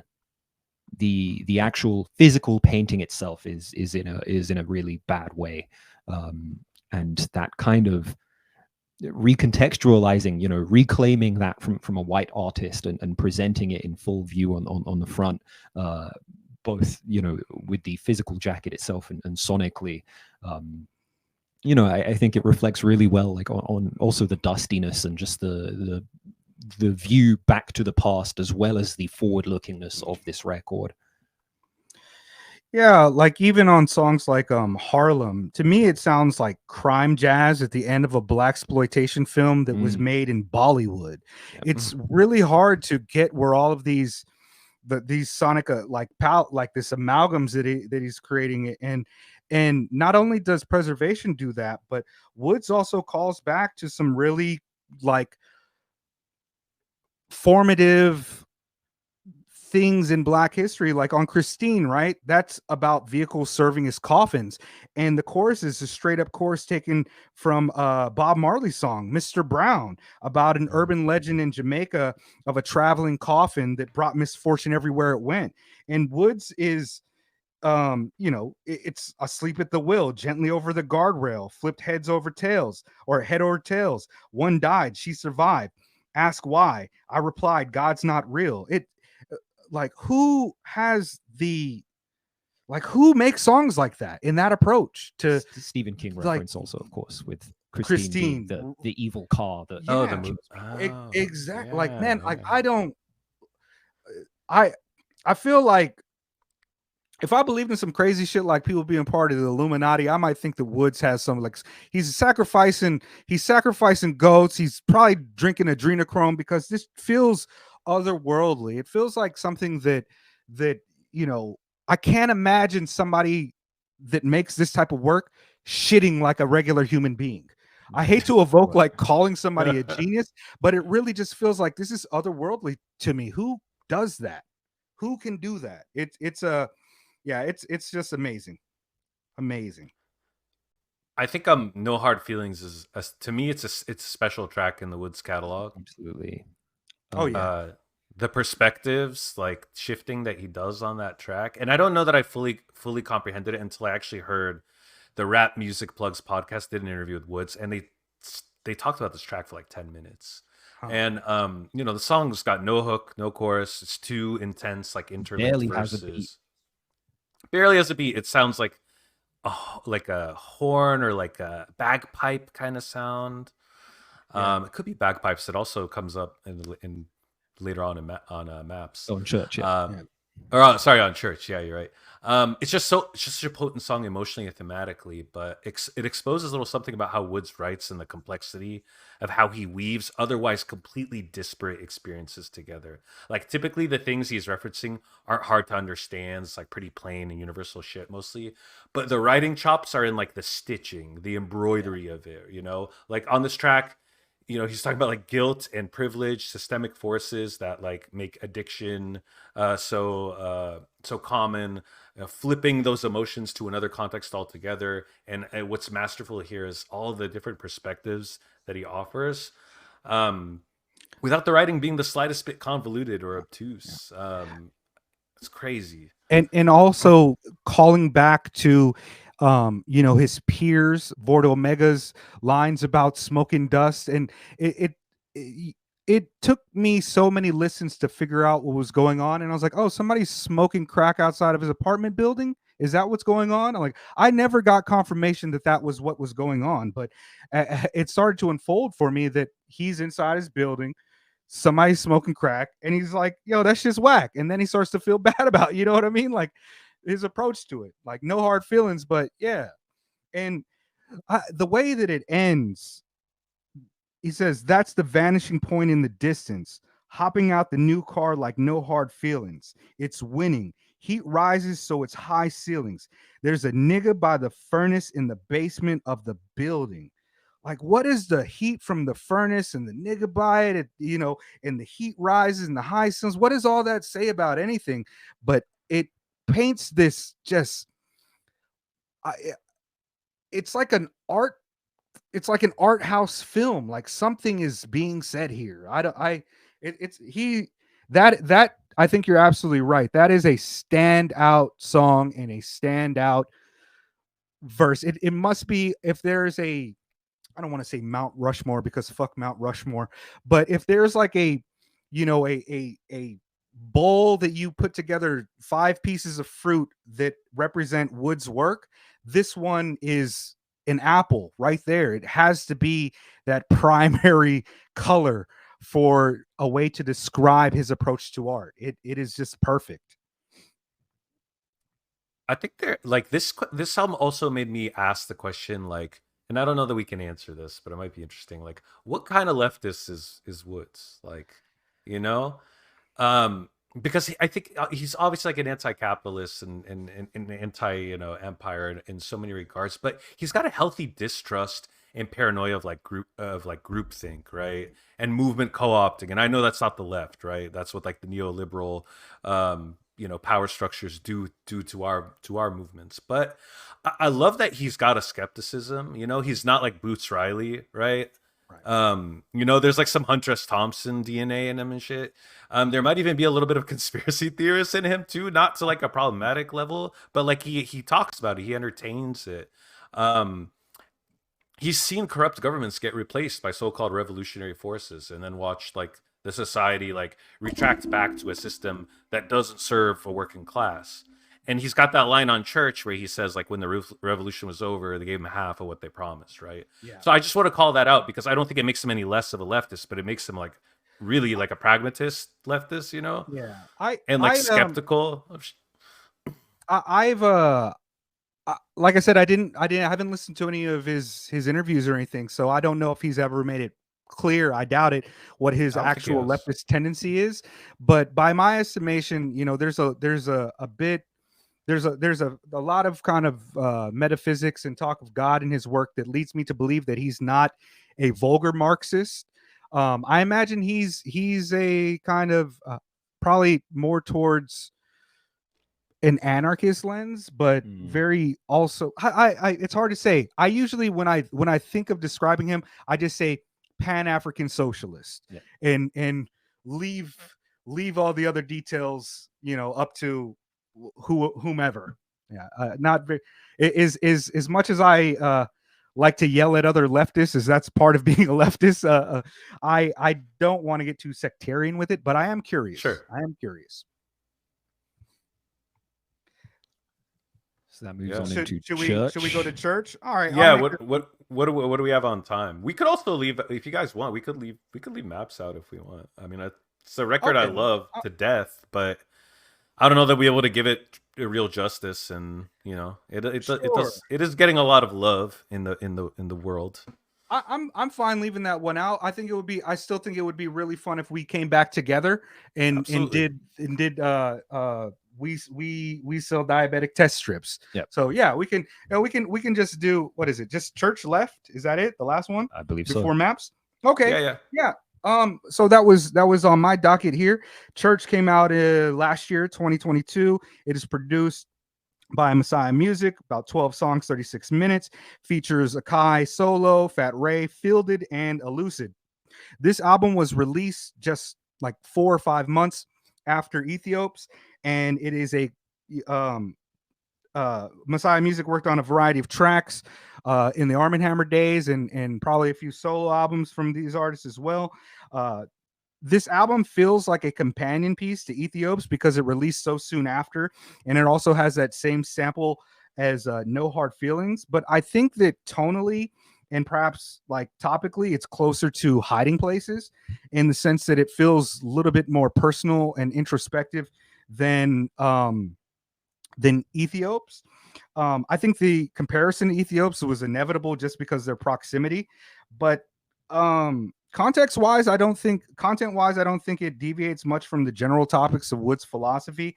It does deal with faith and relations and dire straits and also survival again. But I kind of felt like this was just like yo, let me rap about some shit on this. Like, it doesn't feel as focused or intentional as Aethiopes. But it's grown on me, and I think the year that these albums came out and rated it, I actually placed it above Aethiopes because I just found it a more enjoyable thing to go back and listen to for independent tracks and not sit with as an entire piece of art. I love Messiah Music, and I think that he's really incredible and he works really well on this. My personal favorite is that from what I heard, serendipitous connection between Schism and No Hard Feelings. When Fat Ray comes into that beat change, I love that beat so much. He says like, this is like the first time catching contact. That sample, it makes me feel like I'm a cobra being charmed out of a basket. As soon as it comes on, I'm like, ugh, this is just right. And while Fat Ray is not the type of artist that has content necessarily similar to Woods or even Elucid, no, he's dope. And this album for me is just like, oh, here's some really dope shit. Fuchsia and Green, I play that Love beat that so one. much on repeat.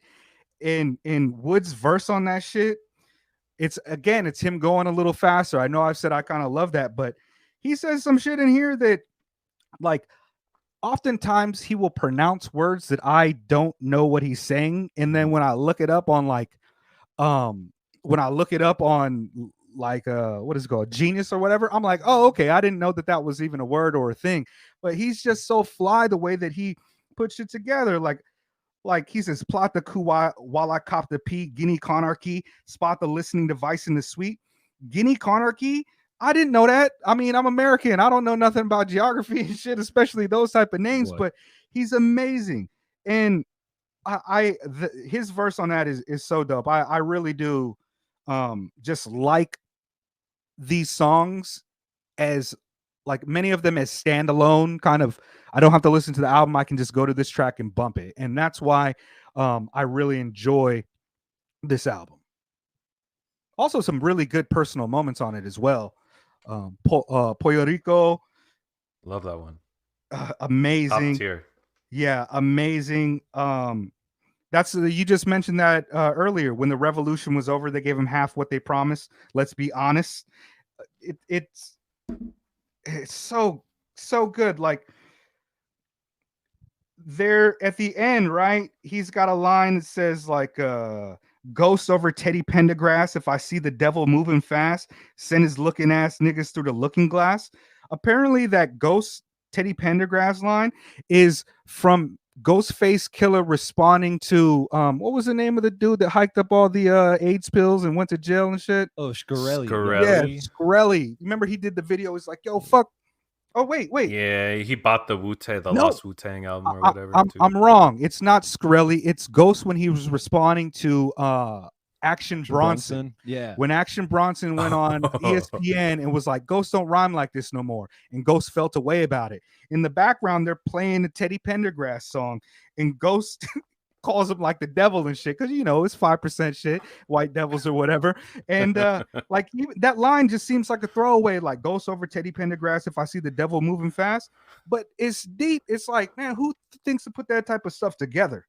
Amazing. It's like memorialized in Woods' memory. So he probably is like, I don't know if he's like that shit happens and he's like, oh, I gotta use that later on down the line, or how when he's sitting down and writing, he just pulls that. I don't know. That's the magic. Take a moment to acknowledge Steel Tip Dove and Willie Green, who handled all the like engineering, mixing, and mastering on this record. I would say, all of the albums that we've spoken about today, I think this one might be the one that sounds the best. It's very, even for all of its dustiness in its production, it's so like clean, and it really, really bumps this record. This album has a very visceral, like blow to the chest kind of sensation in so many places. This album sounds really, really, really good. Yeah. On all jokes aside, like, you know, Woods, who stylizes his name as lowercase, you know, he mentions bell hooks on this, and it's just, you know, incense in the foyer, granny with the cane, they wait for her to die, but till then the rent won't raise. We boiled water to bathe. The place smelled like raid. He's just so interesting. He goes on to say, say what you want, but show me the lie. The laws I enforce is maritime. We wavy, yes or no, no maybes. That type of time. Swapo safe house in Windhoek. I'm proof they made it out alive. We survived.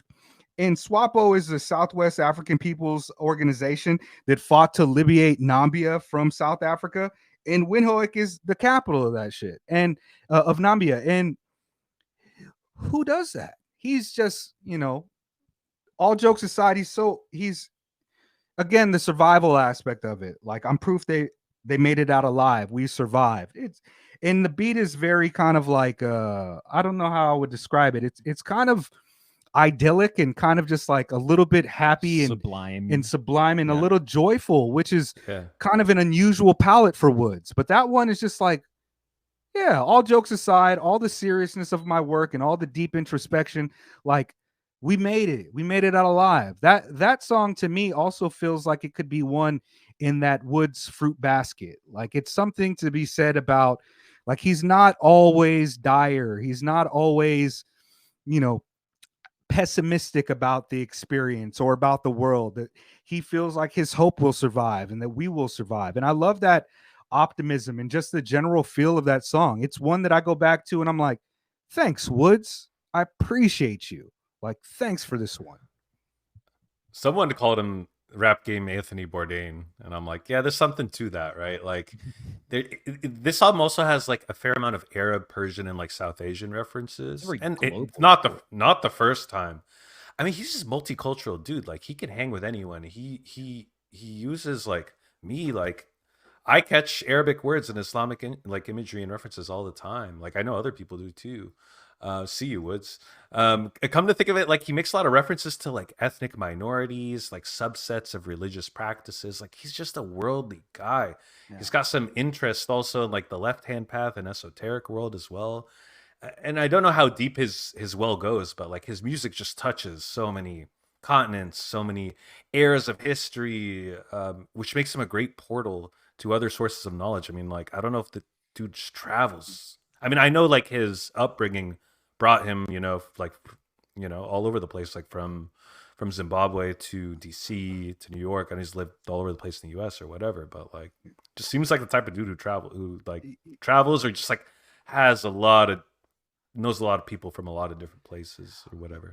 I think he's deeply perceptive, and I think it comes across a lot in his music. The way he'll just be rapping about something and talk about the type of flower that is near this memory or what he wants to put out there. It's like, I know what a rhododendron is, but when I'm putting together something, I'm not necessarily thinking about painting in that way. And for him, he probably has been, very perceptive his entire life, and so he's amassed so much experience and information and depth, and his ability to take all of those things and to kind of quantify them and distill them into sometimes broad or sometimes very sharp and distinct lines and words to convey emotion is probably his biggest skill. Like I say that it's clear he reads, but maybe he doesn't. Maybe he's just, maybe he's just picked up words and phrases like a vulture, like a vulture in society, just grabbing things left and right. It's clear he thinks about them, but I don't really know. You know what I mean? Like I've seen that James Baldwin quote before that I mentioned earlier, but I don't remember reading that in a book. But I've seen the quote, and maybe he's able to pull like that. I just imagine that he is as brilliant as the music makes me think he is, and that perception that he has is great. It also makes me feel like if I met him, I wouldn't want to bother him. Like, yeah, I just, maybe if we meet organically, but I'm not going out of my way to be like, yo, what up, Woods? I like you. If I saw him, peace. But yeah, I don't know if we're wrapping up, but I as I said when we started this, man, I think he's deeply important. And I think that people from all walks of life and all types of political ideologies, socioeconomic classes can pull things from his work that either are intentional him saying or to formulate new, beautiful ideas of their own. And we truly are living in glorious times. That it's like watching Michael Jordan play to me. It's like, the LeBron era. It's like being around during, yeah, we're around when Woods is alive making music, and I think that he will go down in history as one of the great musical artists, not just hip hop, but great musical artists. Like his work is that good to me. Yeah, I completely agree, and we can wind this down. I know you got to jet out of here. I got to And change. like maps. I mean, I gotta. We probably all have a lot of things to say about maps, but we'll tuck that one in since it didn't actually get assigned to any one person, and it's getting a lot of love all over the place too. Not that Joe don't want to hear our perspective on it.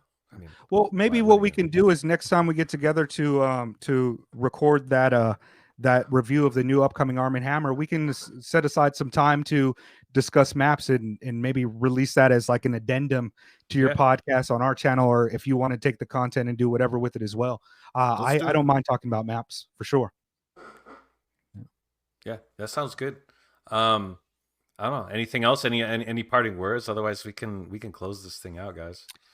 Man, thank you so much. I think I speak for me and Jet when I say thank you so much for including us in your podcast. It means a lot that you recognize us as people that are at least somewhat qualified to talk about woods. We really try to take artists seriously as it takes itself, and we love to come across other deep music listeners such as yourself that are doing things, discussing art in such a way that I think will do the artist proud. Your podcast is amazing, and if ever you want to talk about hip hop stuff with at least me again, I'm pretty much down for it. Anytime, brother. Anytime. Making me Appreciate wake that. up early to go all the way out to Mega's place. I Yeah, don't that's live near true. this motherfucker. Yeah, Man, He like- I'm owed trade money. yeah. I got train money for him. That's at Patreon. Get him some Patreon. trade, Thanks, get no him name. some Yeah, trade yeah. money. Word, If I word. made any kind of money off of this, I'd shoot some your way. No, I'm just Well, thank you both. Like, honors all mine, pleasure's all mine. I appreciate it. This was an excellent discussion and survey of an artist. Obviously, all three of us super passionate about. I hope that comes across. But yeah, thank you for your contributions. Thank you for your energy. I appreciate you guys so much. Secret House Against, please follow the channel. These dudes are out here in Tokyo doing this shit. Yeah, it's that Secret House Against. I've got the Patreon link in the show too, so please consider contributing in that way. And yeah, Woods. Woods, that's Fucking it. Woods. This is what we got. Hopefully we get another 10 albums from this motherfucker. Like, Yeah, absolutely, man. that would be great. All right. Please All right, subscribe to this podcast so you don't miss an episode. Rate and review if you got an opinion about the show. And I'll see you back here with another Rabbit Hole Music. Thank you. Peace, bro. So I guess we'll cut there. I should just leave this on for you then to so it renders and everything, right? Yeah, I think I can. I'm going to end the recording.